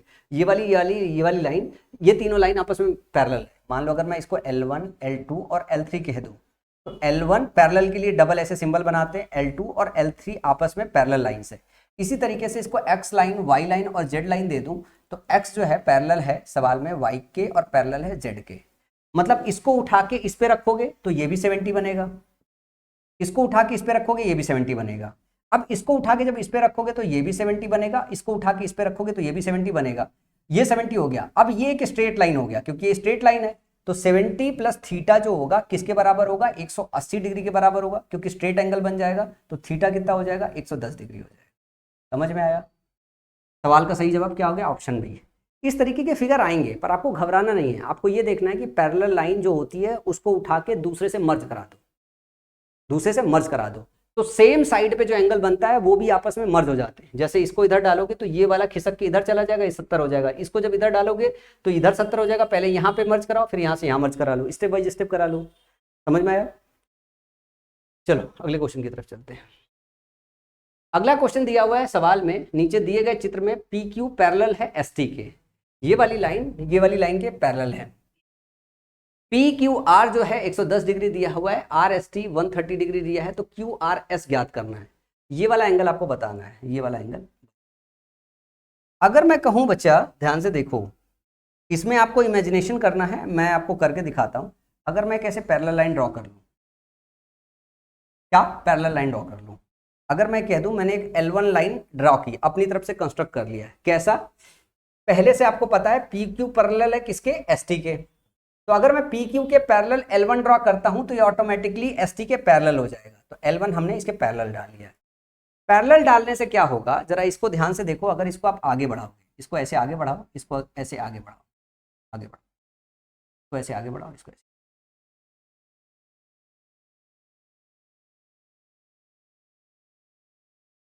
समझ में आई बात? अगर मैं ये कहूं कि ये 110 डिग्री है और ये दो पैरेलल लाइन है, ये तिरछक रेखा ऐसे काट रही है, ये वाली ऐसे पैरेलल लाइन है, ये ऐसे काट रही है, 110 डिग्री है। तो आप कहोगे कि सर 110 डिग्री है तो ये जो होगा ये 70 डिग्री हो जाएगा। अभी तो सिखाया ये और ये 70 डिग्री होता है। आपको हाँ जी सर 70 डिग्री हो जाता है।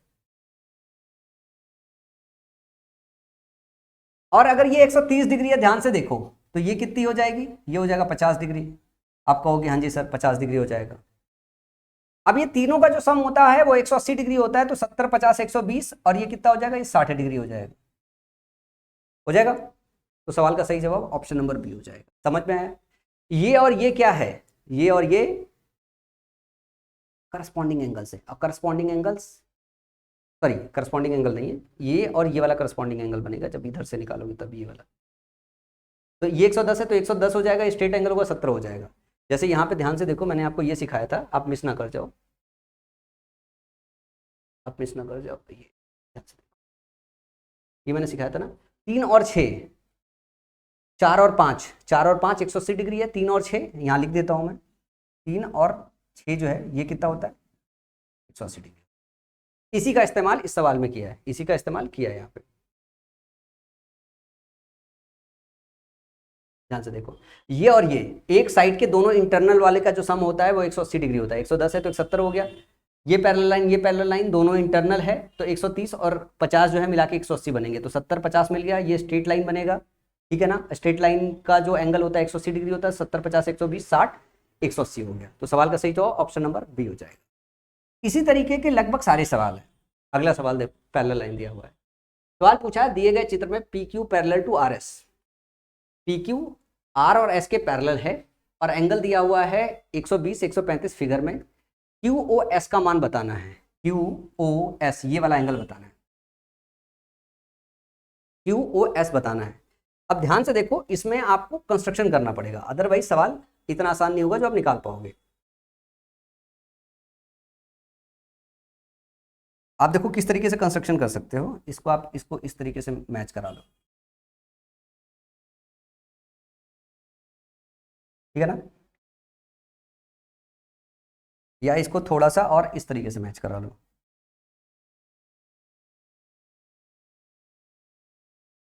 चलो ऐसे ही मैच करा देते हैं।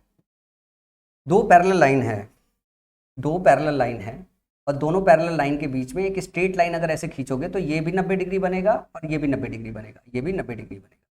मतलब आप ये कह सकते हो कि ये वाली जो एंगल है, ये वाली जो छोटी वाली एंगल है, ये वाली सिर्फ, ये कितना है जो आपने कंस्ट्रक्शन किया, स्ट्रेट लाइन कंस्ट्रक्टर डाला परपेंडिकुलर ड्रॉ करते हुए, ये हो गया 90 डिग्री। कितना हो गया, 90 डिग्री। और इधर डालोगे, ध्यान से देखो, तो ये कितना हो गया, ये 90 डिग्री हो जाएगा, ये हो गया 90 डिग्री, 90 डिग्री हो गया। ये यहां से यहां तक, ध्यान से देखो, यहां से यहां तक 120 डिग्री दिया है, तो ये कितना हो जाएगा, ये हो जाएगा 30 डिग्री। कितना हो जाएगा, ये हो जाएगा 30 डिग्री। भाई 120 टोटल है, 90 निकाल दिया तो 30 डिग्री बचा। यहां ध्यान से देखो, ये है 135 डिग्री। क्या है, 135 डिग्री। एक और चीज है, कंसेप्ट सीख लो, एक पॉइंट के इर्द गिर्द ये पूरा कितना डिग्री होता है, ये पूरा 360 डिग्री होता है। एक पॉइंट को अगर यहां से कैलकुलेट करना चाहते हो, यहां से यहां आओगे 180 आएगा, फिर यहां से यहां जाओगे 180 आ जाएगा, तो एक पॉइंट के इर्द गिर्द टोटल जो है 360 डिग्री बनता है। तो 135 डिग्री अगर इधर बना हुआ है तो इधर कितना होगा, इधर वाला जो टोटल एंगल होगा, इधर वाला जो टोटल एंगल होगा, ये मिला के 360 माइनस 135 डिग्री हो जाएगा, 135 डिग्री हो जाएगा। ठीक है, ये हो गया 225 डिग्री। क्या हो गया, 225 डिग्री। इसमें ऊपर वाला 90 डिग्री है, तो बचा हुआ कितना हो जाएगा, 90 इसमें घटा दो। ये वाले की अगर बात करें, स्पेशली इस वाले सेक्शन की अगर बात करें, इस वाले सेक्शन की बात करें, तो ये वाला जो सेक्शन हो जाएगा, ये हो जाएगा 225 माइनस 90 डिग्री। तो कितना हो जाएगा, 45 घटा दोगे तो 180 हो जाएगा, 145 घटाओगे तो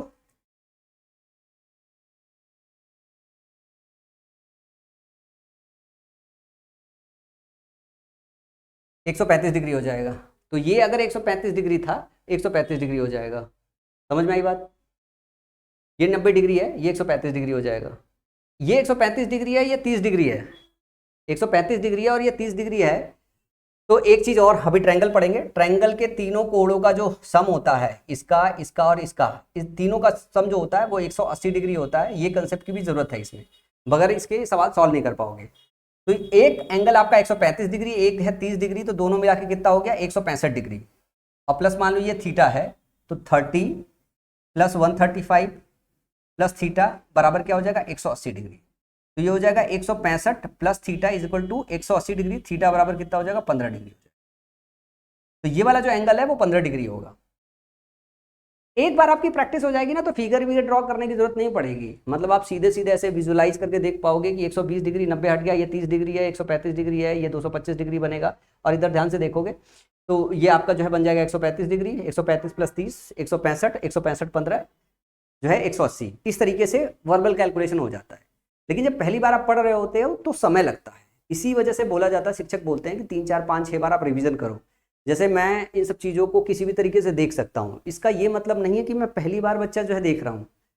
भाई 9वीं अच्छी तरीके से पढ़ी, उसके पहले 8वीं तक मैथ्स ठीक से पढ़ के आ रखी है। मेरे इधर स्कूल, जब मैं स्कूलिंग मेरी चल रही थी 6वीं 7वीं 8वीं, तो मेरे टेस्ट में कभी आधे नंबर भी कम नहीं होते थे। एक बार मेरे आधे नंबर मेरे टेस्ट में कम हो गए थे, तो मेरे इधर एक सौरभ गोयल सर करके थे, तो उन्होंने क्या है ना कि मेरे को आधा डंडा पकड़ के मारा था, मेरा अंगूठा टूट गया था। बाद में फिर मलहम पट्टी सब किया उन्होंने, क्योंकि 35 में 34.5 नंबर आए थे मेरे पहली बार। 6वीं 7वीं 8वीं में इतने टेस्ट हुए मेरे, कभी 100% के अलावा कभी नंबर ही नहीं है।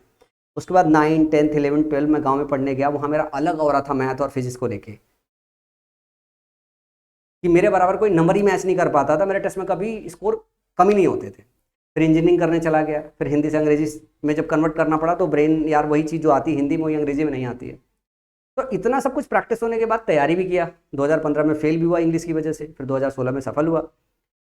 तो ये सब चीज़ें इतनी बार रिवाइज है ना कि हम जैसे शिक्षकों को, हम जैसे बंदों को ये सब चीज़ें बहुत अच्छे से आती है, बहुत नॉर्मल है हमारे लिए। तो लेकिन अगर आपको लगता है कि आपका प्रिपरेशन उस स्तर का नहीं है, आप बिल्कुल जीरो पे हो, तो आप इसको सीखना पड़ेगा। जैसे मान लो बीएससी और बीटेक वाला बच्चा इस वीडियो को देख के थोड़ा इरिटेट होगा कि सर अरे यार हो गया यार, खत्म करो निकलो।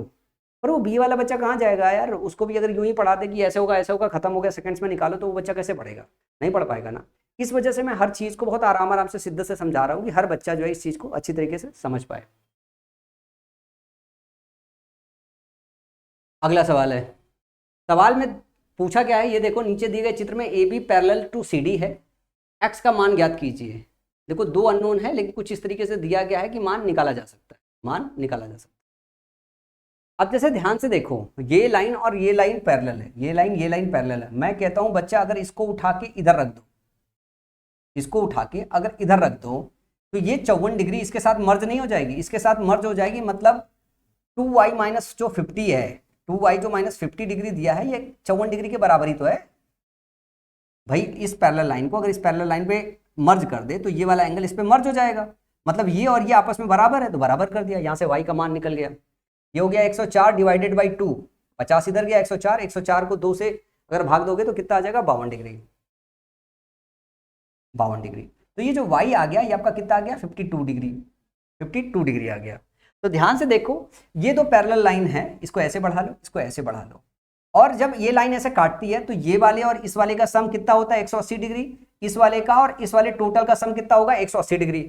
तो ये 54 प्लस 52 इन दोनों को अगर सम करे तो ये टोटल एंगल मिला के कितना हो जाएगा, 106 डिग्री, 106 डिग्री हो जाएगा।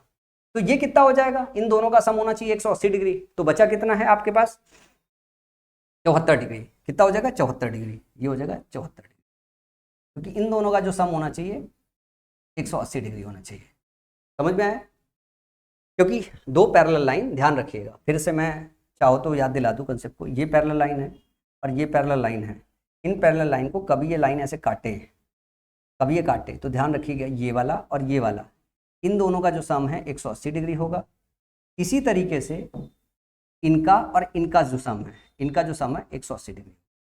ध्यान रहेगा ना, इसका इस्तेमाल कई जगह होगा, इसका इस्तेमाल कई जगह होगा। चलो आगे सवाल पे चलते हैं। अगला सवाल दिया हुआ है कुछ, ये ट्रायंगल है, in the given figure BC parallel to D, ये BC जो है D के पैरेलल है और y का मान बताना है, कुछ और नहीं दिया है, जो भी दिया है वो यहीं पे दिया है और y का मान बताना है।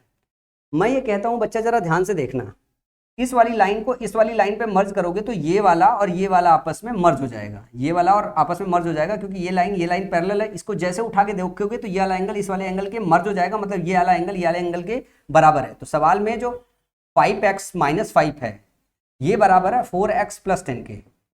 इधर से घटाओगे तो x बराबर कितना आ जाएगा, 15 डिग्री आ जाएगा, x बराबर 15 डिग्री आ जाएगा। तो इसको कैलकुलेट करोगे तो 15 × 5 = 75 माइनस 5, ये हो जाएगा 70 डिग्री का। ये अगर 70 डिग्री का है तो ध्यान से देखो, ये स्ट्रेट एंगल बन रहा है, ये कितना बन रहा है, ये स्ट्रेट एंगल है, मतलब 180 डिग्री है। इसका मतलब ये कितना है, ये 110 डिग्री होगा, तभी तो टोटल मिला के 180 डिग्री बनाएगा। तो 6y जो होगा 6y जो होगा 114 के बराबर हो जाएगा, 114 डिग्री के बराबर हो जाएगा। y जो होगा वो 19 डिग्री के बराबर हो जाएगा, 19 छक्का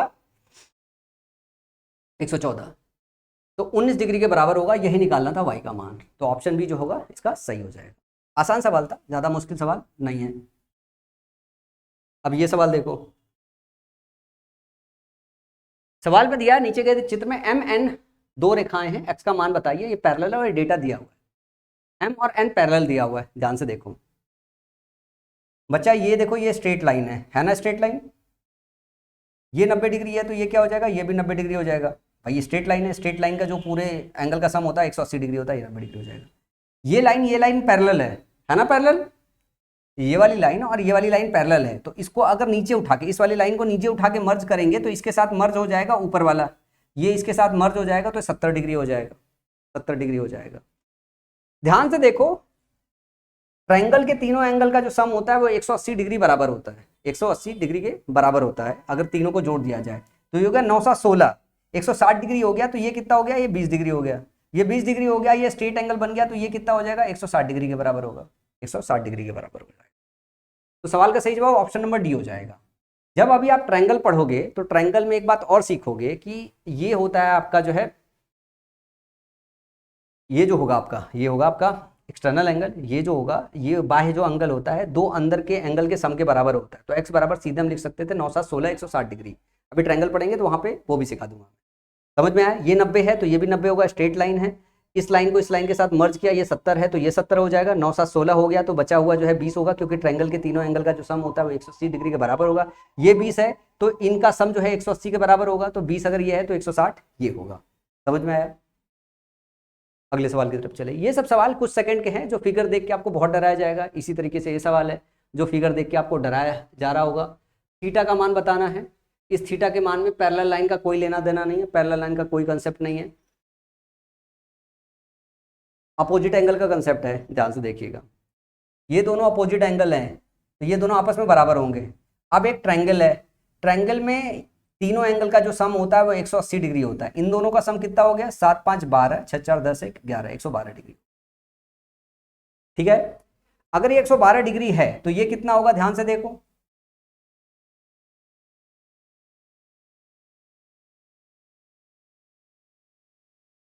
सिक्सटी 8 डिग्री हो जाएगा। आपको ज्ञान जी सर 68 में 12 जोड़ोगे 80 हो जाएगा, 100 180 हो जाएगा, तो ये भी 68 डिग्री हो जाएगा, ये भी 68 डिग्री हो जाएगा। अब इन दोनों का सम ध्यान से देखो, 8 8 16, 6 3 11 1 12, 126 डिग्री हो गया इन दोनों का सम। अब अगर इन दोनों का सम 126 डिग्री है, ये जोड़ने के बाद 180 आना चाहिए, ये दोनों के बाद 180 आना चाहिए, तो थीटा उस हिसाब से कितना होना चाहिए, ध्यान से देखो।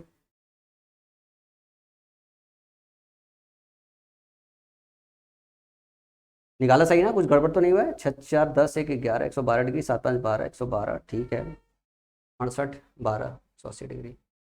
कौन सा एंगल पूछा था, इन the following figure find theta, नीचे दिए गए चित्र में थीटा का मान बताओ। ठीक है, 126 में क्या जोड़ोगे, 180 आ जाएगा। या थोड़ा सा मेरे को डेटा जो दिया हुआ है वो थोड़ा अजीब सा लग रहा है मेरे को, अपने कुछ गड़बड़ तो नहीं किया है, या ऑप्शंस अलग अलग है, निकाल लेते हैं एक बार।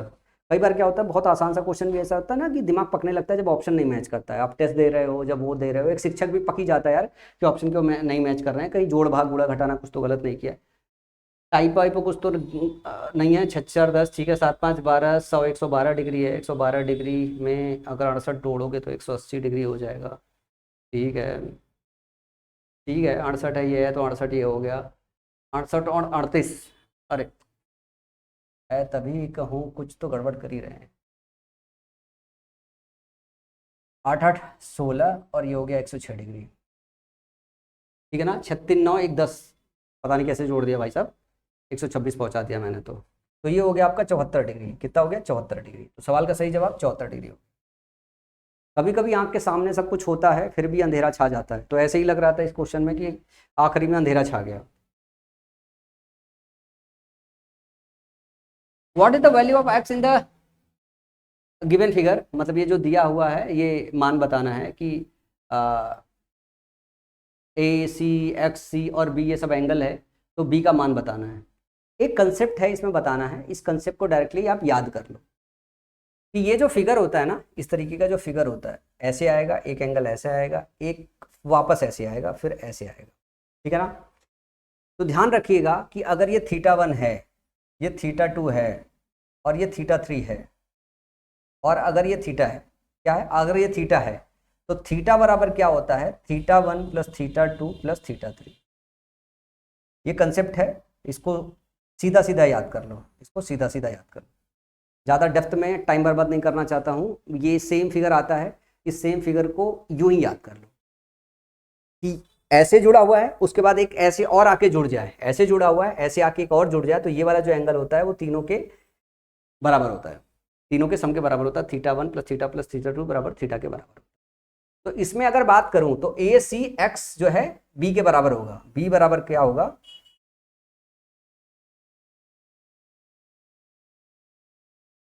बी बराबर होगा ए प्लस सी प्लस एक्स के बराबर। तो एक्स का मान बताना था, तो एक्स का मान हो जाएगा बी माइनस सी, ए प्लस सी, ये हो जाएगा बी माइनस सी हो जाएगा। सवाल का सही जवाब ऑप्शन नंबर ए। समझ में आया। इस चीज़ को ध्यान रखिएगा, इस चीज़ को ध्यान रखिएगा। अगर ये फिगर है, ये कंसेप्ट होता है, कंसेप्ट का सेक्शन है, ये फिगर आपको याद रखना पड़ेगा, ये फिगर आपको याद रखना।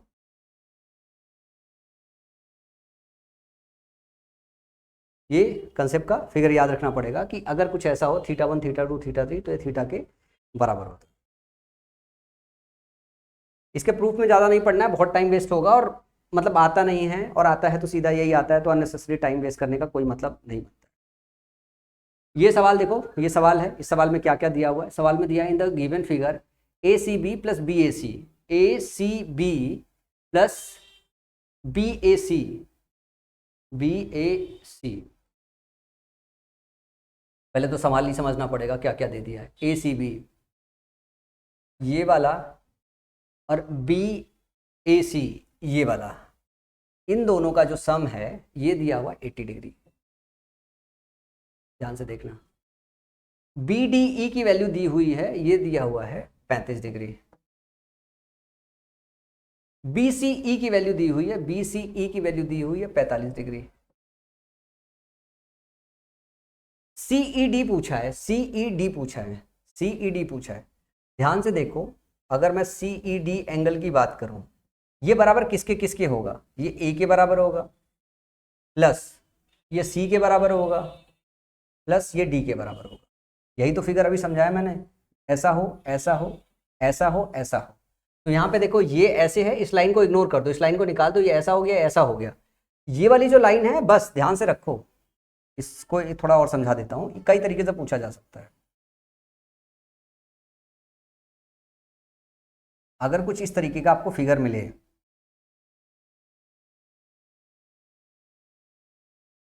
इस तरीके का फिगर मिले, इसके बाद लाइन ऐसे करके ऐसे आ जाए, या फिर लाइन कुछ आपका ऐसे करके ऐसे आ जाए, या फिर कुछ लाइन करके ऐसे करके ऐसे आ जाए। अगर ऐसा अंदर से किसी भी तरीके का कर्व लिया हुआ है, तो ये जो एंगल है, ये वाला हो गया, ये वाला हो गया, ये वाला हो गया, ये इसके और इसके सम के इक्वल होगा। तो इसमें क्या है कि जो ये वाला एंगल है, इसके सम के बराबर है। अब ध्यान से देखो, सवाल में क्या दिया हुआ है, ये प्लस ये दिया हुआ है, ये अलग से दिया हुआ है। तो अगर मैं 80 में अगर 45 जोड़ दूं, 80 में अगर मैं 45 जोड़ दूं, तो ये तीनों एंगल कवर हो जाएंगे, और इसमें अगर 35 जोड़ दूं तो सब कवर हो जाएगा। तो बस यही वैल्यू बतानी थी। 45 4 3 7, 45 35 80, 80 80 160 डिग्री, 160 डिग्री। तो सवाल का सही जवाब क्या हो जाएगा, 160 डिग्री, ऑप्शन नंबर सी। बस इतना सारा डेटा देके थोड़ा सा कंफ्यूज किया गया, लेकिन डेटा पूरा दे दिया गया ताकि आप सवाल का जवाब निकाल पाओ आसानी से और चुटकियों में। अगले सवाल की तरफ चलते हैं।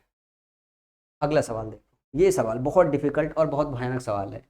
अगर मैं बोलूँ find A plus B plus C plus D plus E की वैल्यू निकालना है, मतलब ए का, बी का, सी का, डी का, ई का वैल्यू निकालना है, तो कैसे निकालोगे, कैसे निकालोगे।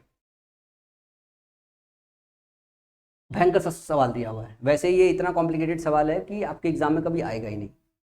मतलब लाइन एंड एंगल से अब यहाँ तक डेप्थ तक नहीं जाता, लेकिन फिर भी मतलब ये वाला जो कंसेप्ट है ना, इसी कंसेप्ट का थोड़ा सा ज़्यादा टेढ़ा प्रारूप है। बस आपको इस फिगर में ये चीज़ देखनी पड़ेगी।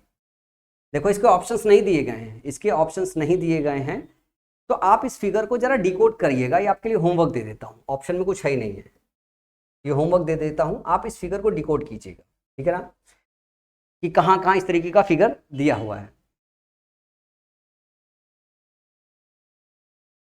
कहाँ कहाँ इस तरीके का फिगर दिया हुआ है। जैसे देखो एक ये फिगर है, मैं आपको दिखाता हूँ, ये फिगर है, ये वाला फिगर है, ध्यान से देखिएगा, ये आया यहाँ तक, फिर ये वाला आया और ये वाला आया, दिखाई दिया,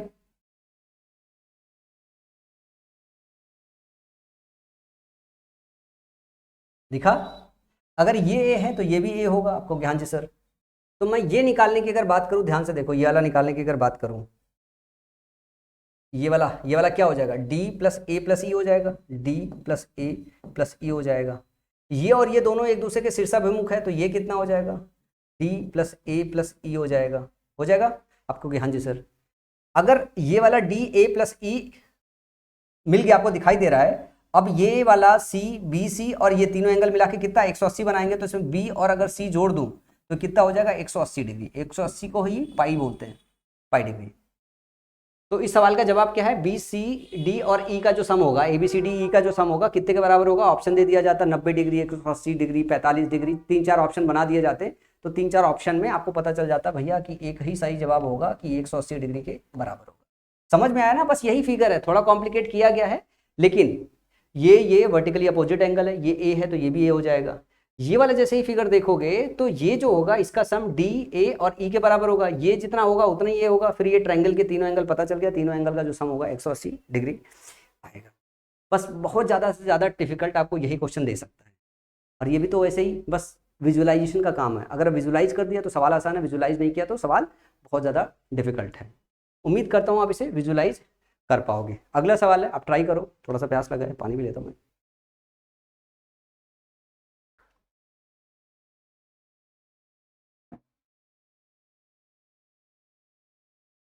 जरा ध्यान से देखो, अगर मैं ये कहूँ कि एक लाइन ऐसे ड्रॉ कर दो पैरेलल, ऊपर और नीचे के पैरेलल ड्रॉ कर दो इस तरीके से, डल गया। मेरे इधर ऑफिस के बाहर आवाज आ रही है, बम बम बोले, बम बम बोले, गरी के गोले। चलो कोई बात नहीं, सवाल सॉल्व करते हैं। ध्यान से देखो, अगर आप इसको इस तरीके से ड्रॉ करोगे तो मैं आपको ये बोलूँ कि जरा ध्यान से देखो, 110 और इसका, इन दोनों का जो सम होगा, इन दोनों का सम होगा वो 180 डिग्री के बराबर होगा। यही तो बताया है भाई, दो पैरेलल लाइन है और अगर कुछ ऐसा है तो ये वाले एंगल और ये वाले एंगल का जो सम होता है 180 डिग्री के बराबर होता है। अगर ये 180 डिग्री है तो ये कितना हो जाएगा, ऊपर वाला ये वाला जो सेक्शन होगा ये कितना हो जाएगा, ये हो जाएगा 70 डिग्री। ध्यान से देखो, ये 35 डिग्री है और इसकी अगर बात करूं, मैं इस वाले की बात करूं, तो ये दोनों आपस में अल्टरनेट एंगल है। क्या है, अल्टरनेट एंगल है। एक लाइन ये है, एक लाइन ये है, ध्यान से देखो, ये इस तरीके से काट रहा है, ये वाला एंगल, ये वाला एंगल आपस में बराबर होता है। ये अगर 35 डिग्री है तो ये भी 35 डिग्री होगा। तो ध्यान से देखो, ऊपर वाला 70 डिग्री है, 35 डिग्री है, तो ये टोटल कितना हो गया, ये टोटल आपका हो गया 7 3 10, 105 डिग्री। 105 डिग्री और सवाल में दिया है 2x + 15 डिग्री, तो 2x जो होगा वो 90 के बराबर हो जाएगा और x जो होगा वो 45 डिग्री के बराबर हो जाएगा। समझ में आया? तो सवाल का सही जवाब क्या हो जाएगा, 45 डिग्री, जो कि ऑप्शन ए दिया हुआ है। आसान सवाल था, सवाल में किसी तरीके का कोई परेशानी नहीं हो रहा होगा। अब देखो इस तरीके की पैरेलल लाइन बनाई गई है, पूछा गया है एक्स का संपूरक कोण, एक्स का मान नहीं पूछा गया, सवाल ध्यान से पढ़िएगा, सप्लीमेंट्री एंगल पूछा गया है। अगर एक्स 30 डिग्री आता है तो एक्स का सप्लीमेंट्री बताना है, समझ में आया? तो सबसे पहले हमें एक्स निकालना है। ध्यान से देखो, अगर मैं एक लाइन ऐसे खींच दूं पैरेलल, पैरेलल खींच दूं तो आप कहोगे कि सर जी ये अगर 3x है तो ये भी 3x हो जाएगा। मैं कहूँगा हाँ बिल्कुल भाई, अभी तो यही सिखाया ना कि ये वाली लाइन है, ये अगर 3x है तो ये भी क्या हो जाएगा, 3x हो जाएगा। आपको हाँ जी सर, क्या है, अल्टरनेट एंगल है। क्या है, अल्टरनेट एंगल है।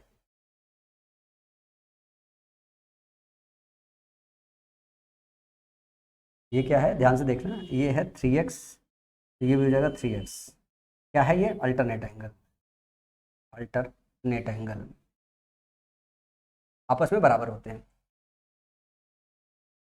अगर ये 4x दिया है, मैं ये पूछूं ये कितना होगा, तो आप कहोगे 180 - 4x होगा। यही ना, इन दोनों का जो सम होता है वो क्या होता है, 180 के बराबर होता है, तो 180 - 4x होगा। अब इन दोनों को जरा जोड़ दो, 180 माइनस 4x प्लस 3x, यही सवाल में 5x के बराबर दिया हुआ है। अब ये 4x माइनस का, 3x प्लस का, माइनस का x बचेगा, उधर जाएगा, प्लस का हो जाएगा, तो 6x 180 डिग्री के बराबर आ जाएगा। x बराबर कितना हो जाएगा? 30 डिग्री के बराबर। x अगर 30 डिग्री है तो इसका जो सप्लीमेंट्री एंगल है, सप्लीमेंट्री ऑफ x लिख देता हूं मैं, सप्लीमेंट्री ऑफ x अगर लिख दूं तो ये कितना हो जाएगा? ये हो जाएगा 150 डिग्री, 150 डिग्री। तो सवाल का सही जवाब हो जाएगा ऑप्शन नंबर बी। समझ में आया? चलो अगले सवाल की तरफ चलते हैं। सवाल बहुत आसान आसान है, ज़्यादा मुश्किल सवाल नहीं है। इस सवाल में क्या बताना है? Alpha plus beta plus gamma की वैल्यू बतानी है। अगर मैं ये वाली लाइन पैरेलल ऐसे खींच दूं, ध्यान से देखना, पैरेलल लाइन खींच दूं तो ध्यान से देखो ये क्या हो जाएगा? ये हो जाएगा 180 माइनस अल्फा, ये क्या हो जाएगा? 180 माइनस बीटा हो जाएगा ना। दो पैरेलल लाइन एक तिर्यक रेखा काट रही है तो अंदर के जो एंगल के सम होते हैं वो 180 डिग्री होता है। ये बीटा है तो दूसरा 180 माइनस बीटा, तभी तो जोड़ोगे 180 आएगा। ये अल्फा है तो 180 माइनस अल्फा हो जाएगा। ध्यान से देखो, अगर ये टोटल गामा है तो इधर भी टोटल कितना होना चाहिए? गामा के बराबर होना चाहिए। तो गामा बराबर क्या हो जाएगा? 180 minus alpha plus 180 minus beta. ये जो दोनों एंगल का सम है ये गामा के बराबर होना चाहिए क्योंकि ये वर्टिकली अपोजिट एंगल है। तो ध्यान से देखो, अल्फा बीटा को इधर लेके आओगे, अल्फा प्लस बीटा जो वाई लिखा है इसको ऐसे गामा लिख देते हैं, ठीक है ना, गामा। ये कितना हो जाएगा? 360 डिग्री के बराबर। यही सवाल में पूछ रहा है, यही सवाल में पूछ रहा है। तो ऑप्शन क्या हो जाएगा? ऑप्शन सी हो जाएगा। बहुत आसान आसान प्यारे प्यारे से सवाल है। मैं उम्मीद करता हूं कि आज सब कुछ सीख भी के जाओगे। अगला सवाल है एपीडी और क्यूबीसी, अल्फा और बीटा, अल्फा और बीटा के बीच का अंतर ज्ञात कीजिए। ये सब डेटा दिया हुआ है, अल्फा और बीट के बीच का अंतर ज्ञात करना है। ध्यान से देखो आप सारे के सारे लोग,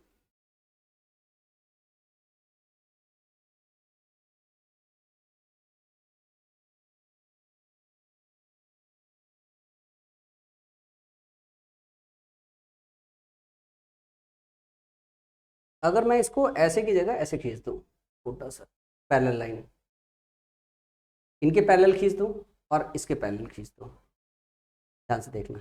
जब ये पैरेलल लाइन खींचूंगा तो इससे मैं अल्फा निकाल पाऊंगा। जब ये मैं पैरेलल लाइन नीचे वाले खींचूंगा तो मैं बीटा निकाल पाऊंगा। आप कहोगे हाँ जी सर निकल जाएगा, कैसे निकल जाएगा? जरा कंसेप्ट लगाओ। ये 60 डिग्री है तो ये क्या हो जाएगा? ये 60 डिग्री हो जाएगा। क्यों? ये दो पैरेलल लाइन है और ये दोनों अल्टरनेट एंगल हो जाएंगे। क्या हो जाएंगे? दोनों अल्टरनेट एंगल, अल्टरनेट एंगल। इसी तरीके से ये 25 डिग्री है तो ये 25 डिग्री हो जाएगा। तो दोनों क्या हो जाएंगे? अल्टरनेट एंगल हो जाएंगे। तो अल्फा बराबर क्या आ जाएगा? अल्फा बराबर आ जाएगा 85 डिग्री। आपको कि हाँ जी सर। अब मैं ये बोलूँ बीटा क्या दोबारा वैसे ही लिखना है, या बीटा आप समझ गए हो कि बीटा बराबर क्या हो गया? 5 और 9 95 डिग्री हो जाएगा। कैसे? ये 50 डिग्री है तो ये वाला 50 हो जाएगा, ये 45 है तो ये वाला 45 डिग्री हो जाएगा। अल्टरनेट एंगल है ना, तो इनका जो सम होगा वो 95 डिग्री आ जाएगा। दोनों के डिफरेंस के बीच का अल्फा माइनस बीटा या बीटा माइनस अल्फा क्या है? दोनों के बीच का डिफरेंस जो है वो 10 डिग्री है। तो सवाल का सही जवाब ऑप्शन नंबर बी हो जाएगा। जितना सवाल देखने में भड़काऊ लग रहा है उतना ही ज्यादा सवाल आसान है। अगला सवाल देखो, देखो जिग जैग जिग जूम बना दिया गया है। Find the relation between x y z alpha beta and theta. कोई ऑप्शन नहीं है, मतलब आपको x alpha beta x y z के बीच में रिलेशन निकालना है।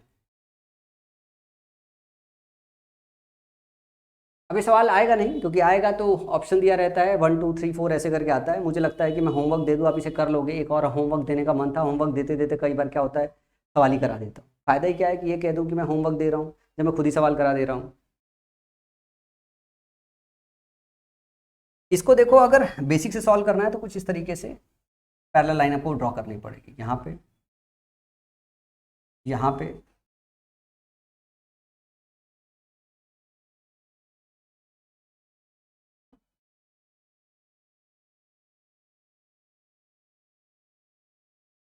इस तरीके से पैरेलल लाइन ड्रॉ करनी पड़ेगी। ये थोड़ा पहले से फिगर आड़ा टेढ़ा है तो ये वाला फिगर भी आड़ा टेढ़ा आया है। बस ध्यान रखिएगा मन में, ये सारी पैरेलल लाइन आपको खींचनी पड़ेगी। जैसे मैं छोटा खींच देता हूँ तो ज़्यादा आसान होगा आपके लिए।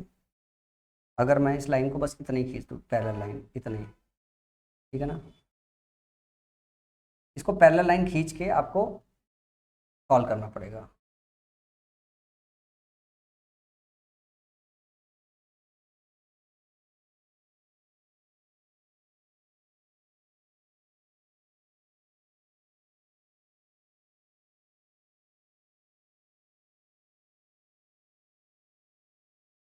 जैसे इसको देखो, अगर ये एक्स है, अल्टरनेट एंगल ये वाला एक्स हो जाएगा।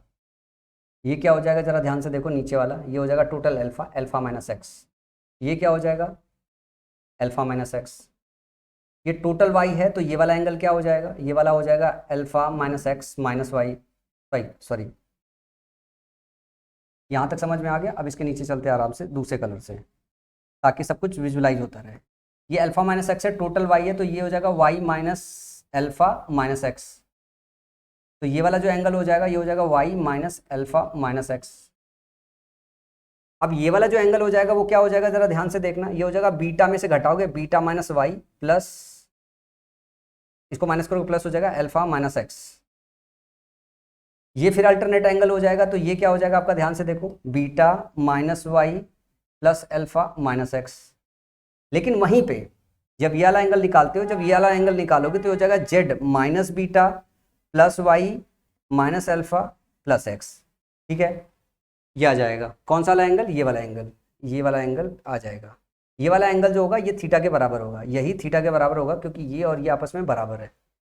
यही रिलेशन है, ध्यान से देखो, जो माइनस माइनस है और जो प्लस प्लस है वो एक जगह लेके आना है। तो आपको ध्यान रखना है theta plus alpha plus beta बराबर क्या हो गया, x plus Y plus Z.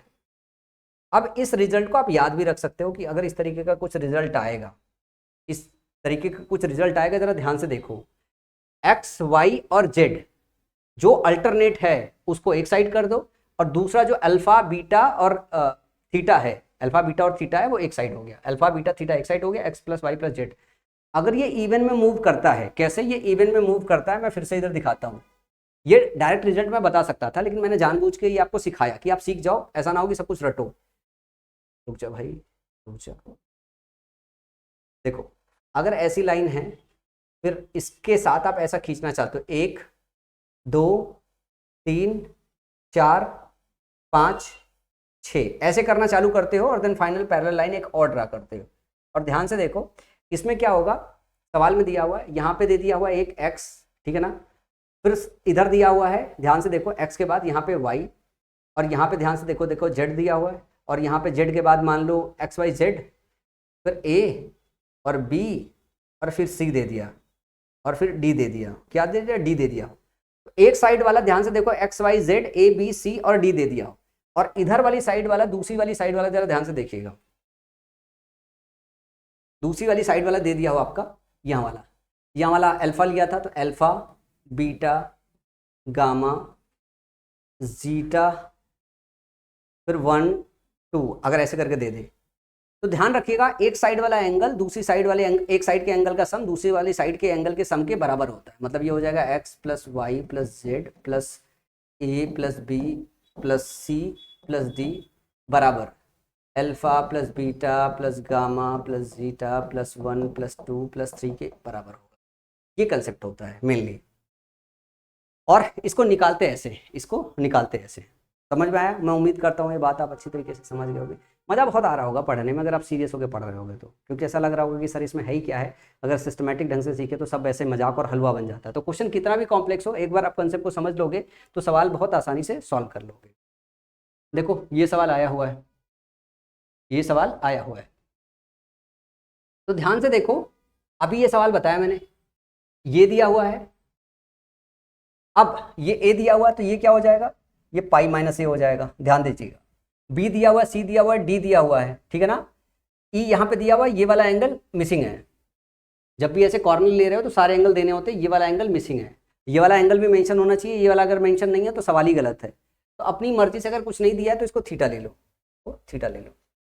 और ये जो एफ दिया है इसको एक साइड ले लो, इसको एक साइड ले लो, ये हो जाएगा पाई माइनस एफ, पाई माइनस एफ, इसको एक साइड ले लो। तो ध्यान से देखो, b plus D plus E ये बराबर किसके होगा, ये बराबर होगा pi minus A plus C plus theta plus pi minus F के, पाई माइनस एफ के बराबर होगा। ये इस तरीके से बराबर होता है। एक्चुअली यहाँ पे जो है ना, एक ही एंगल मिस कर दिया गया, ये दिया ही नहीं गया है। अगर ये नहीं दिया होगा तो सवाल ही नहीं निकाल पाओगे। तो जो इन्फॉर्मेशन है वो अधूरा है, ये इन्फॉर्मेशन जो है वो अधूरा है। अगर इन्फॉर्मेशन अधूरा है तो सवाल को सॉल्व नहीं कर सकते। लेकिन कंसेप्ट समझ लो, अगर ये थीटा मान लो दिया होता है या कोई दिया होता, कुछ भी यहाँ पे दिया होता तब सवाल सॉल्व कर पाते, अगर इस नहीं दिया हुआ तो सवाल सॉल्व नहीं कर पाते। एक साइड का एंगल दूसरे साइड के एंगल के बराबर होता है, एक साइड का एंगल दूसरे साइड के एंगल के बराबर होता है। तो ध्यान रखिएगा कि ये जो है, अब ये मत ले लीजिएगा, यहाँ से लेते हैं, ये अपोजिट अपोजिट चलते हैं, ये फिर ये फिर ये और फिर ये, ठीक है ना, इस तरीके से चलता है। समझ में आया? इसको एक बार घर वापस प्रैक्टिस करके सॉल्व कीजिएगा। समझ में आया? वैसे ये वन ऑफ द डिफिकल्ट सवाल में है, एसएससी सीजीएल में सवाल कभी आया नहीं था, मतलब मैं ज़्यादा डेप्थ तक जाने के लिए कुछ सवाल एडिशनल लेके आया हूँ ताकि कंसेप्चुअली आपको समझा सकूँ। अगला सवाल है, देखो इस तरीके के सवाल आपके एग्जाम में आते हैं। 3x 4x, ठीक है, 5x 6x, x का मान क्या होगा, x का मान बताना है। इन सब चीज़ों में आपको बस पैरेलल लाइन ड्रॉ करने आनी चाहिए। क्या? पैरेलल लाइन ड्रॉ करने आनी चाहिए। अगर मैं ये कह दूं एक पैरेलल लाइन, इसके ये दोनों आपस में पैरेलल है, A B parallel to C D है, मैं इसके अगर पैरेलल यहाँ से एक लाइन ड्रॉ कर, मैं पैरेलल लाइन एक यहाँ से ड्रॉ कर दूं, ध्यान से देखिएगा, और एक पैरेलल लाइन यहाँ से ड्रॉ कर दूं, तो आप सवाल सॉल्व कर पाओगे? आपको हाँ जी सर सॉल्व कर पाएंगे, कैसे? जरा ध्यान से देखो, ये 6x है, ठीक है, तो ये क्या हो जाएगा, ये 6x हो जाएगा, ये 6x हो जाएगा। तो ध्यान से देखो ये क्या हो जाएगा, ये दो लाइन है, ये दो लाइन के बीच में ये भी 6x हो जाएगा, 6x हो जाएगा, ठीक है। अब ये तो पैरेलल लाइन है, ये वाली लाइन और ये वाली लाइन देखो पैरेलल है ना? आप कहोगे हाँ जी सर। अब ये तिर्यक रेखा काट रही है, तो 6 5 ये टोटल कितना हो गया, अगर इसको देखोगे तो 11x हो गया। तो ये कितना हो जाएगा, ध्यान से देखो, ये दो पैरेलल लाइन के बीच में ये हो जाएगा 180 माइनस 11x। आप कहोगे हाँ जी सर हो जाएगा। ये 4x है, तो बच्चा ये क्या कहोगे, आप कहोगे ये 3x होगा, मैं कहूँगा हाँ जी होगा, 3x होगा। और मैं इस स्ट्रेट लाइन को अगर देखूं, इस स्ट्रेट लाइन को जरा ध्यान से देखो, इस स्ट्रेट लाइन को देखूं, ये पूरा 180 डिग्री होता है, ये 180 माइनस 11x है, इसका मतलब है ये 11x है। इन दोनों को जोड़ोगे तो 180 के बराबर आ जाएगा, ये निकल गया। अब ध्यान से देखो 3x 4x और 11x, 3x 4x और 11x ये सम करके 180 डिग्री के पास बनेगा, क्योंकि ये पूरा जो होगा 180 डिग्री होगा ना, 180 डिग्री, ये पूरा स्ट्रेट एंगल बनेगा, 180 डिग्री होगा। तो 4 3 7 11 7 18, 18x बराबर क्या हो गया, 180 डिग्री हो गया। x बराबर क्या हो जाएगा, 10 डिग्री हो जाएगा। क्या हो जाएगा, 10 डिग्री हो जाएगा। तो सवाल का सही जवाब ऑप्शन नंबर बी। दो पैरेलल लाइन कंस्ट्रक्ट करनी पड़ी है, 6x के बराबर होगा, क्यों? क्योंकि ये अल्टरनेट एंगल है। ये 6x इस 6x के बराबर होगा, क्यों? क्योंकि वर्टिकली अपोजिट है, शीर्षाभिमुख कोण है। ये 6 5 11x हो गया, तो इसका और इसका, ये दो लाइन है, ध्यान से देखिएगा, इनको बनाए दे रहा हूं। ये वाला अगर 11x है तो ये वाला जो एंगल होगा 180 माइनस 11x होगा, तभी दोनों का सम 180 के बराबर आएगा। ये दोनों लाइन के बीच में एक साइड के एंगल का सम 180 डिग्री होता है, ये तो समझाया था कंसेप्ट अभी। तो 180x माइनस 11x हो गया। अब ये पूरा स्ट्रेट एंगल बनेगा, तो ये 180 माइनस 11x है, तो ये 11x होगा, ठीक है ना। या दूसरा चीज ये है कि ये टोटल 11x है, इसको नहीं करना है तो ये वाली लाइन उठा के अगर इसके ऊपर डाल देते तो ये 11x है, ये इसके साथ मर्ज कर जाता तो ये भी 11x होता। तो ये वाला जो अप्लाई किया ये आप इसको हटा सकते थे। ये वाली लाइन अगर आप यहाँ मर्ज करना सीख जाओ तो 6 5 11x 11x के बराबर हो जाएगा। 11x 4x 3x का सम 180 डिग्री के बराबर होना चाहिए। यहां से सॉल्व करोगे तो x आपका आ जाएगा 10 डिग्री के आसपास, ठीक है।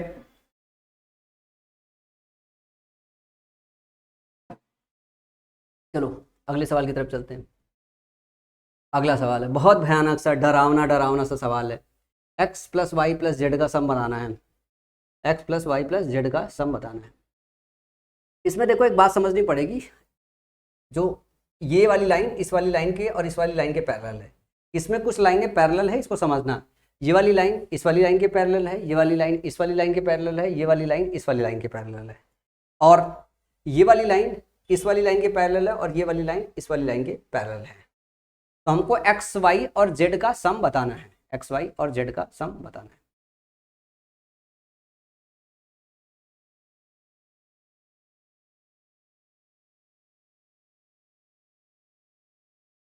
चलो कंस्ट्रक्शन किया जाए। डरावना तो थोड़ा है लेकिन फिर भी कंस्ट्रक्शन करते हैं। ये कंस्ट्रक्शन किया अपन ने। अब ये वाली जो लाइन है ये वाली लाइन के पैरेलल हुआ।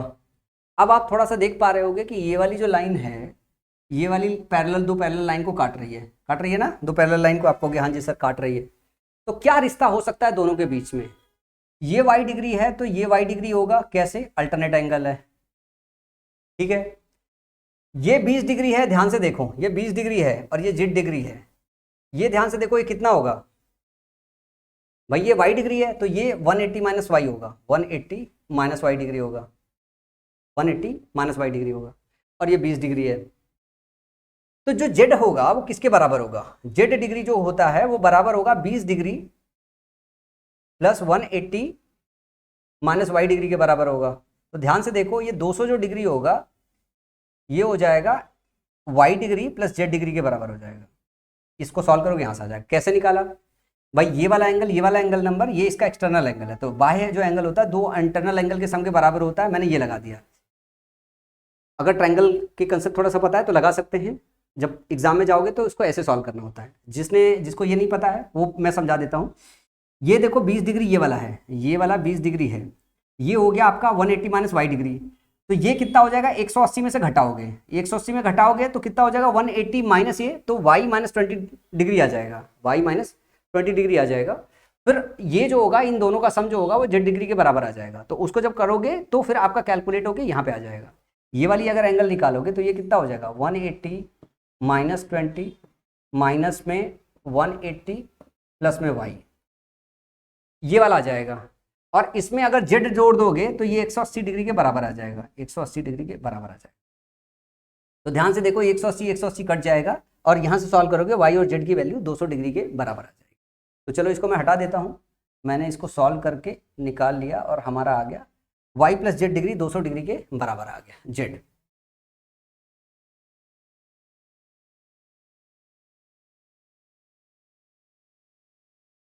ये तो हमने y और z निकाल लिया, अब इसमें x भी जोड़ना है। अगर x की वैल्यू पता चल जाए सीधे सीधे तो हमारी बात बन जाएगी।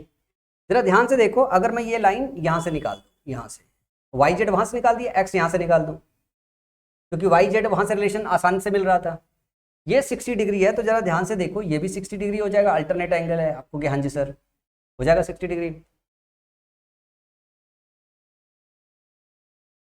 निकल के आया। अब ये 60 डिग्री हो गया तो ये कितना हो जाएगा? ध्यान से देखो 90 डिग्री हो जाएगा। कितना हो जाएगा? 90 डिग्री हो जाएगा। दिखाई नहीं दे रहा है पर 90 डिग्री हो जाएगा। 150 डिग्री है टोटल, ये 60 डिग्री हो गए तो 90 डिग्री हो जाएगा। इसकी वैल्यू दे नहीं रखी है, इसकी वैल्यू दे नहीं रखी है तो इसको निकाल नहीं पाओगे।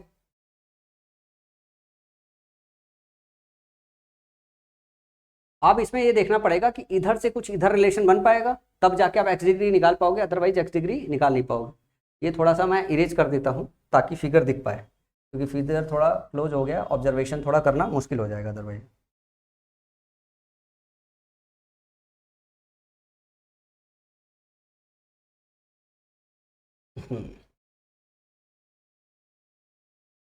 और इसको भी थोड़ा हटा देता हूँ, मैं इसको देख पाऊँ सही से।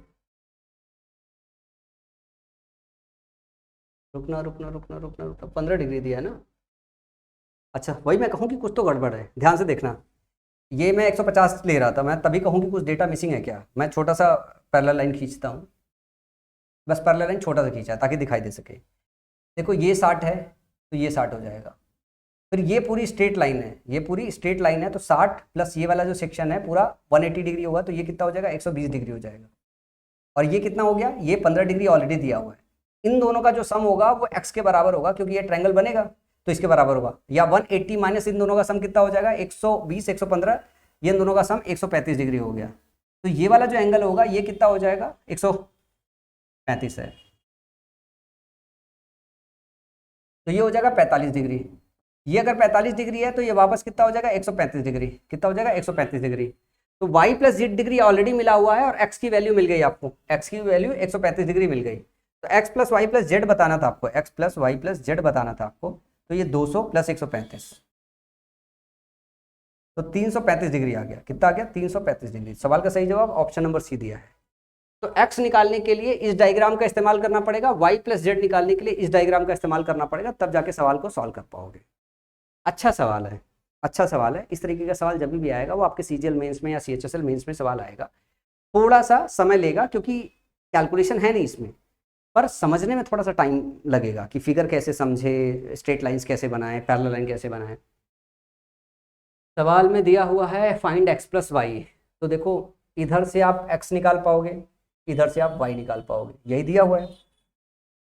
अगर मैं इसको ऐसे क्लोज कर दूं स्ट्रेट लाइन, तो ये वाली लाइन पैरेलल हो जाएगी। ये 100 डिग्री है तो ये भी आपका 100 डिग्री हो जाएगा। ये 100 डिग्री हो गया तो ये वाला कितना हो जाएगा, 80 डिग्री हो जाएगा। ये 110 डिग्री है तो कितना हो जाएगा, 70 डिग्री हो जाएगा। 70 डिग्री हो जाएगा तो 8 7 15, एक्स का मान कितना आ जाएगा, एक्स का मान 30 डिग्री आ जाएगा। 8 7 15 30, ये टोटल जो ट्राइंगल के अंदर का एंगल बनेगा वो 180 डिग्री बनेगा। तो एक्स हमने निकाल लिया यहाँ से 30 डिग्री। अब बात आती है हमारी यहाँ पे वाई निकालने की बात आती है।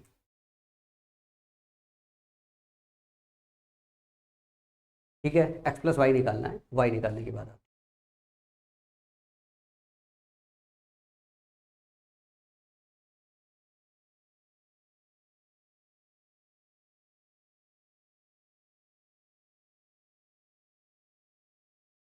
इसमें वाई निकालने के लिए जो मैं देख पा रहा हूँ कि कुछ और, ये दो पैरेलल लाइन दी हुई है, ये पैरेलल लाइन दी हुई है। अगर मैं इसको ऐसे मैच कराता हूँ, ठीक है, तो ये वाली जो एंगल है निकल पाएगी, ये वाली जो एंगल है वो निकल जाएगी। ठीक है, देखो अभी यहाँ समझना, ये वाली लाइन और ये वाली लाइन पैरेलल है, ये वाली लाइन ये वाली लाइन पैरेलल है। तो ये वाली आपने 80 डिग्री निकाल ली है। कितना निकाल लिया है, ध्यान से देखो, ये वाली आपने 80 डिग्री निकाली, ये वाली। अब इस वाली लाइन को मैं अलग से बना देता हूँ। ये वाली लाइन है यहाँ पे और ये वाली लाइन है यहाँ पे, इसको ऐसे मैच कराओ, ये पैरेलल लाइन है, पैरेलल लाइन है। ठीक है, या उस पैरेलल लाइन को मत मैच कराओ, इसको ऐसे मैच कराओ। ठीक है ना,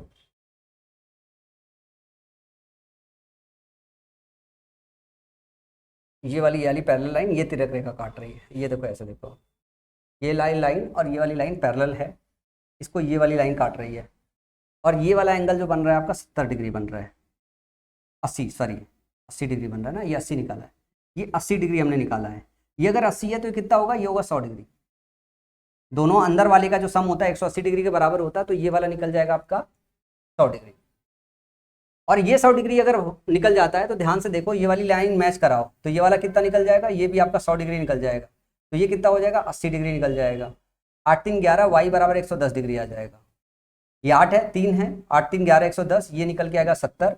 और इन दोनों का सम 180 के बराबर होना चाहिए, तो वाई 110 डिग्री के पास निकल जाएगा। कुछ कैलकुलेशन में एरर तो नहीं कर दिया है? तो 8 3 11 110 डिग्री वाई। लगता है कुछ गड़बड़ हो गया है, लल्ला लल्ला लल्ला। रुक जाओ रुक जाओ रुक जाओ, कुछ गड़बड़ हो गया है, फिगर मिसमैच हो गया है इस सवाल में।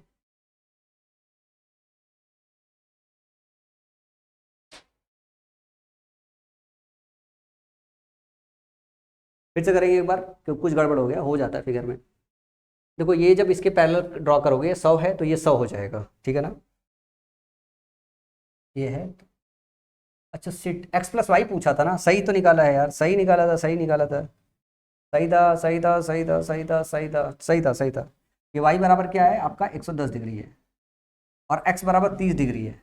एक्स प्लस वाई क्या हो जाएगा, 110 प्लस 30। वही मैं कहूँ यार, ऐसे कैसे सवाल गलत हो सकता है, 140 डिग्री।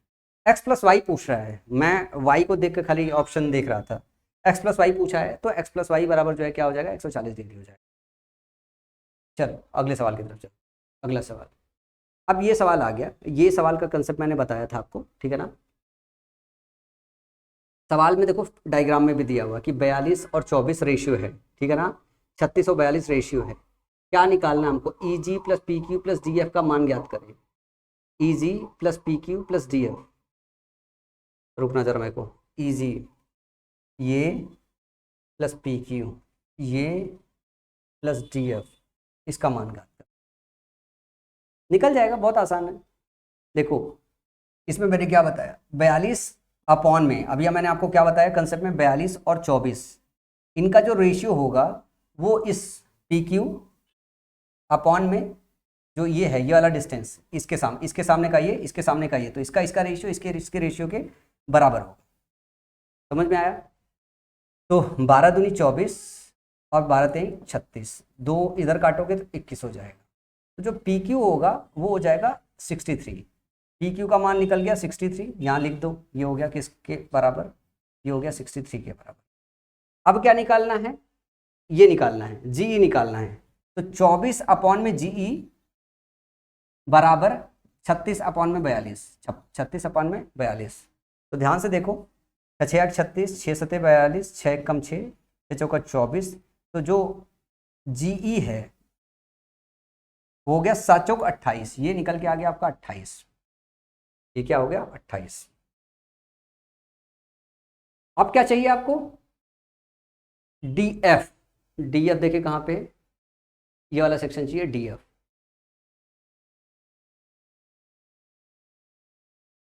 इसके लिए अपने को बीएच दिया हुआ है, अच्छा बीएच दिया हुआ है 100, ये पूरा दिया हुआ है सवाल में, ये भी पूरा दिया हुआ कितना 188। तो ध्यान से देखो, इस वाले में जाना, इसमें ध्यान से देखना, आपको क्या निकालना, डीएफ। डीएफ निकालना है ना, तो डीएफ के सामने क्या है, ये वाला, ये वाला, ये वाला क्यू और आर, ठीक है ना। तो 36 अपॉन में इस टोटल का सम 63, 36 और 42। क्या किया हमने, ये वाला सेक्शन लिया है, ये वाला सेक्शन अपॉन में तीनों का सम, ये वाला सेक्शन अपॉन में तीनों का सम। तो इसके सामने जो है, इसके सामने डीएफ है, यही निकालना है। डीएफ अपॉन में टोटल का सम, टोटल का सम दिया हुआ है 188 सवाल में, तो 88। यहां से हम डीएफ कैलकुलेट कर लेंगे, यहां से हम डीएफ कैलकुलेट, ध्यान से दौड़ोगे तो 6 3 11 2 63 निकला है ना, ठीक है।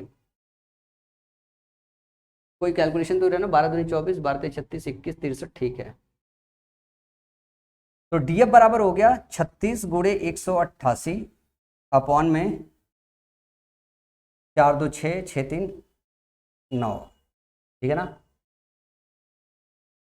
4 10 3 13, 139। किसी से कट रहा है, कटना तो चाहिए किसी ना किसी से यार।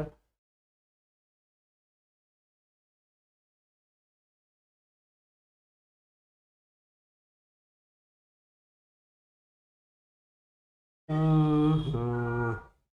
चलो इसके आगे कैलकुलेट कर लेना, हमने निकाल लिया है, ये घर पे कैलकुलेट कर लेना, टाइम लगेगा आपको। पी क्यू निकाल लिया है, जी निकाल लिया है, और फिर बचा हुआ डी एफ है, यहाँ से निकाल देना। तो आपके पास आ गया पी क्यू प्लस जी, गुणा भाग कर लेना भाई साहब आप लोग, और डी एफ यहाँ से निकालोगे, ये आ जाएगा एक 63 है, एक आ गया 28, और एक आ गया आपका 36 गुणे 188 अपॉन में 139। वापस जो देख लेते हैं, 36 और 42 और 63 आया है, ठीक है। तो 6 2 8 3 11, जोड़ने में गलत हुआ तभी कट नहीं रहा है, 4 3 7, 7 6 13, 13 1 14, कट रहा है 3 से, काट लोगे, 4 1 5 1 6, 3 से काटोगे, 3 चौका 12, 3 7 21, 3 1 कम 3, 3 दूनी 6, फिर ये कटेगा 4 से, 43 चौका 128, 12 चौका 48। तो यहाँ पे इसकी जगह आप 48 सम कर दो, 8 8 16, 16 3 19, सब में 9 यूनिट डिजिट आ रहा है, 4 2 6, 6 4 10, 6 4 10 2 12 1 13, 139। ऑप्शन नंबर डी होगा, ऑप्शन नंबर डी होगा, ठीक है ना। कैलकुलेशन है, कैलकुलेशन आप अपने हिस्से में कर सकते हो, थोड़ा तेज स्लो फास्ट कर सकते हो। ये सवाल दिया हुआ है, इस सवाल में देखो वापस क्या पूछा हुआ है, दिए गए चित्र में P Q R S T U और वी डब्ल्यू ये सारे आपस में पैरेलल चारों लाइन है। भुजा पी आर दिया हुआ है 20 सेंटीमीटर, सवाल में ये दिया हुआ है 20 centimetre, R T 44, T V 32, Q W total जो क्यू डब्ल्यू दिया हुआ है वो दिया हुआ है 84। क्यू एस का मान बताना है, क्यू एस का मान बताना है। तो आप देखो क्यू एस निकालना, तो क्यू एस के सामने इधर ऊपर लिख लो 20 अपॉन में टोटल 64, 64 और 32 96, 96। तो 20 बटा total is equal to Q S upon में 84। QS अपॉन में 84, 12 सत्ते 84, 12 अठे 96, ठीक है। तो QS बराबर क्या हो जाएगा, 20 गुणे 7/8, ये हो जाएगा 20 गुणे 7/8। तो ध्यान से देखो, ये हो गया 4 से कट गया, 4 दूनी 8, 4 पन्ने 7 पन्ना 35/2, 17 दूनी 34, 17.5 सवाल का सही जवाब, 17.5 सवाल का सही जवाब। अगर अभी तक आप देखोगे जितने मैंने सवाल कराए, ये ज़्यादातर सवाल ऐसे हैं कि पिछले 3 साल के पहले आपसे एग्जाम में पूछे गए हैं। पिछले 2-3 सालों में आप देखोगे मुश्किल से 2 ही 3 सवाल आपके एग्जाम में पूछे गए हैं, ज़्यादा सवाल आपके एग्जाम में पूछे नहीं गए हैं। तो चलो ये कुछ सवाल है जो आपके एग्जाम में पूछे गए हैं, ठीक है। एक दो सवाल जो बहुत आसान है, पहले तो वही करा देता हूँ। जैसे ये फिगर है, इस फिगर को ज़रा ध्यान से देखो। ये 2020 में CHSL में आफ्टरनून में पूछा गया है। सवाल में क्या पूछ रहा है, DAB plus CBA, DAB plus CAB बराबर 90 डिग्री। DAB ये वाला एंगल, ठीक है ना, फिर CBA ये वाला एंगल, इन दोनों का जो सम है सवाल में दिया हुआ कितना, 90 डिग्री। BC बराबर AD दिया हुआ है,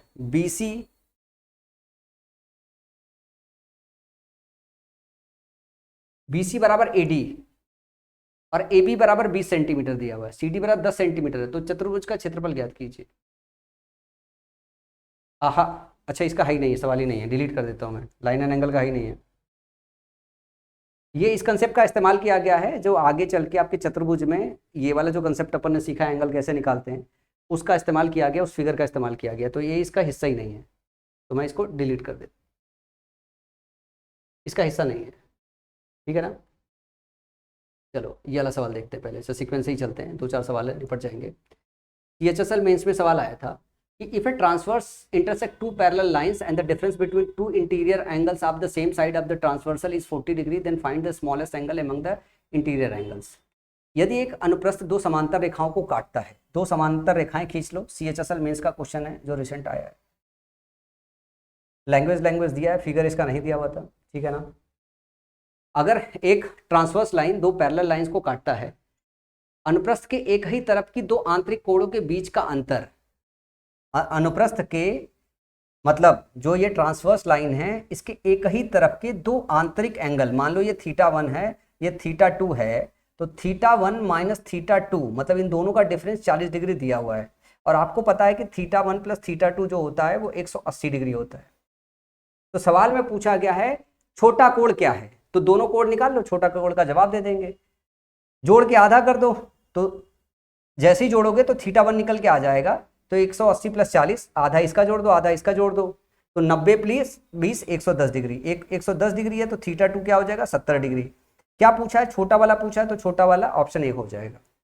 अब क्या इसमें फिगर बनाने की जरूरत थी, अगर आप विजुलाइज कर पाते कि बोल रहा है कि ट्रांसवर्सल लाइन जो है 2 पैरेलल लाइन के बीच में जो इंटरनल एक साइड का एंगल बनाता है, उन दोनों एंगल का डिफरेंस जो है 40 डिग्री है, तो दोनों एंगल का सम 180 डिग्री है। अगर ये बात पता होता तो 40 प्लस 180 का आधा जो होता है 110 डिग्री हो जाता। समझ में आया, 110 डिग्री बड़ा हो जाता तो छोटा वाला कितना हो जाता, 70 डिग्री हो जाता। तो छोटा वाला पूछा है, तो कुछ सेकंड का सवाल था, ये सवाल आसानी से लगा सकते थे। ध्यान से देखो कब पूछा गया ये सवाल, ये इतना वाहियात सवाल था कि 3-4 सेकंड में सवाल लग जाता। 2024 CHSL मेंस में ये सवाल पूछा गया है। कितना प्यारा, कितना आसान सा सवाल है। अगला सवाल जरा ध्यान से देखो, ये पूछा गया है कि if in the given figure ACB plus BAC, मतलब ये सवाल मुझे लगता है कि अपन ने कर लिया है, इसका और इसका जो सम है, ये सवाल में दिया हुआ कितना, 80 डिग्री दिया ना। ध्यान से देखो, ACB और BAC इन दोनों का सम 80 डिग्री दिया गया है। BDE का मान दिया गया है, BDE का मान दिया गया, इसका मान दिया है, इसका मान दिया है 35 डिग्री। और BCE इसका भी मान दिया है 45 डिग्री। तो पूछा इसका मान, तो इसका जो मान होगा इन सारे एंगल का सम हो जाएगा। जो आपका पूछा है CED ये वाला एंगल जो पूछा है, इसका जो मान होगा सबका सम हो जाएगा। 80 डिग्री प्लस 45 डिग्री, ये सवाल मुझे लगता है इसके पहले भी कर चुके अपन, 35 डिग्री, ठीक है ना। तो 45 प्लस 35 80 160 डिग्री। तो सवाल का सही जवाब क्या हो जाएगा, 160 डिग्री। कितने सेकंड का सवाल था, कुछ सेकंड का सवाल था। कब पूछा गया? 2020 में CHSL मॉर्निंग शिफ्ट में सवाल पूछा गया है। तनक धुन थाना जो कोई धुन तो बजाना, 2022 में ये सवाल पूछा गया है। ध्यान से देखो, दो पैरेलल लाइन है और इस लाइन को कुछ इस तरीके से दो इंटरसेक्टिंग लाइन काट रही है। ये दो ट्रांसवर्सल लाइन है जो आपस में 40 डिग्री बना रही है, ऐसा भी दिया हुआ है। In the following figure if L parallel to M, L M दोनों पैरेलल लाइन है, then find the measure of the angles marked by A and B। मतलब A और B बताना है, C बताना ही नहीं है आपको। चलो निकाल लेते हैं। ये 110 डिग्री है तो ये बच्चा क्या होगा? आप कहोगे कि सर 110 डिग्री है तो ये 70 डिग्री हो जाएगा। ये 70 डिग्री है तो ये क्या हो जाएगा? ये 70 डिग्री हो जाएगा। ये 70 डिग्री होगा तो ए कितना हो जाएगा? 70। क्यों? वर्टिकली अपोजिट एंगल है। तो ऑप्शन में एक ही जगह दिया है, ऑप्शन नंबर सी, ए बराबर 70 डिग्री। ए बराबर 70 डिग्री। अब मान लो चलो बी निकालना, तो बी भी निकाल लिया, 70 डिग्री हो गया। ये एक ट्रायंगल बन रहा है, ये इसका बाय एंगल है, तो बी का मान 70 40 110 डिग्री होगा, 110 डिग्री होगा। तो बी बराबर 110 डिग्री और ए बराबर 70 डिग्री। या आप इसको ऐसे कह सकते थे, ये 40 है, ये 70 110, तो ये कितना हो जाएगा? ये 70 डिग्री हो जाएगा। ये स्ट्रेट एंगल बनेगा तो 110 डिग्री हो जाएगा। इतना आसान सवाल था जो आपके एग्जाम में पूछा गया था। इतना ज़्यादा डिफिकल्ट सवाल कर लिया ना, ये सारे सवाल आपको तो मजाक ही लग रहे होंगे।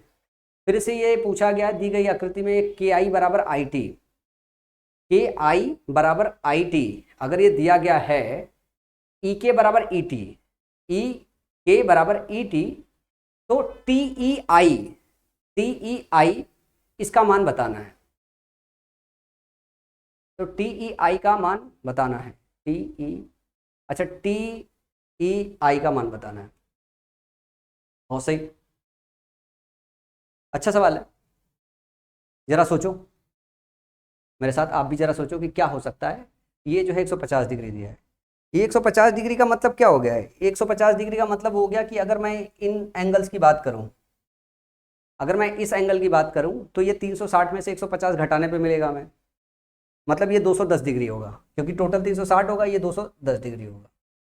जो ये डेटा दिया हुआ कि ये इसके बराबर है, ये इसके बराबर है, ये क्या इंडिकेट करता है? ये इसके बराबर है, ये इसके बराबर है, क्या इंडिकेट करता है? और ये जो लाइन है कॉमन है कि ये पूरा का पूरा जो ये वाला ट्रायंगल है, ये वाला ट्रायंगल, आगे जब ट्रायंगल में पढ़ोगे तो पता चलेगा दोनों ट्रायंगल कॉन्ग्रुएंस है, क्योंकि तीनों साइड, एक की तीनों साइड दूसरे की तीनों साइड के बराबर है, तो कॉन्ग्रुएंस है, तो सारे एंगल आपस में बराबर हो जाते हैं। तो ये वाला एंगल जो होगा और ये वाला जो एंगल होगा आपस में बराबर हो जाएगा। तो ये वाला अलग से, अगर मैं इसकी बात करूं, ये वाला एंगल और ये वाले एंगल की बात करूं, तो लाल वाला ग्रीन वाला जो दोनों एंगल है, दोनों आधे आधे होंगे। ये होगा 210 अपॉन में 2, और ये जो होगा ये भी होगा 210 अपॉन में 2। पूछा क्या है? टी आई, तो टी आई पूछ लो, के ई आई पूछ लो, दोनों आपस में बराबर होगा, जो कि 210 का आधा होगा। 210 का आधा मतलब 105 डिग्री होगा। तो सवाल का सही जवाब हो जाएगा 105 डिग्री। 105 डिग्री। समझ में आया?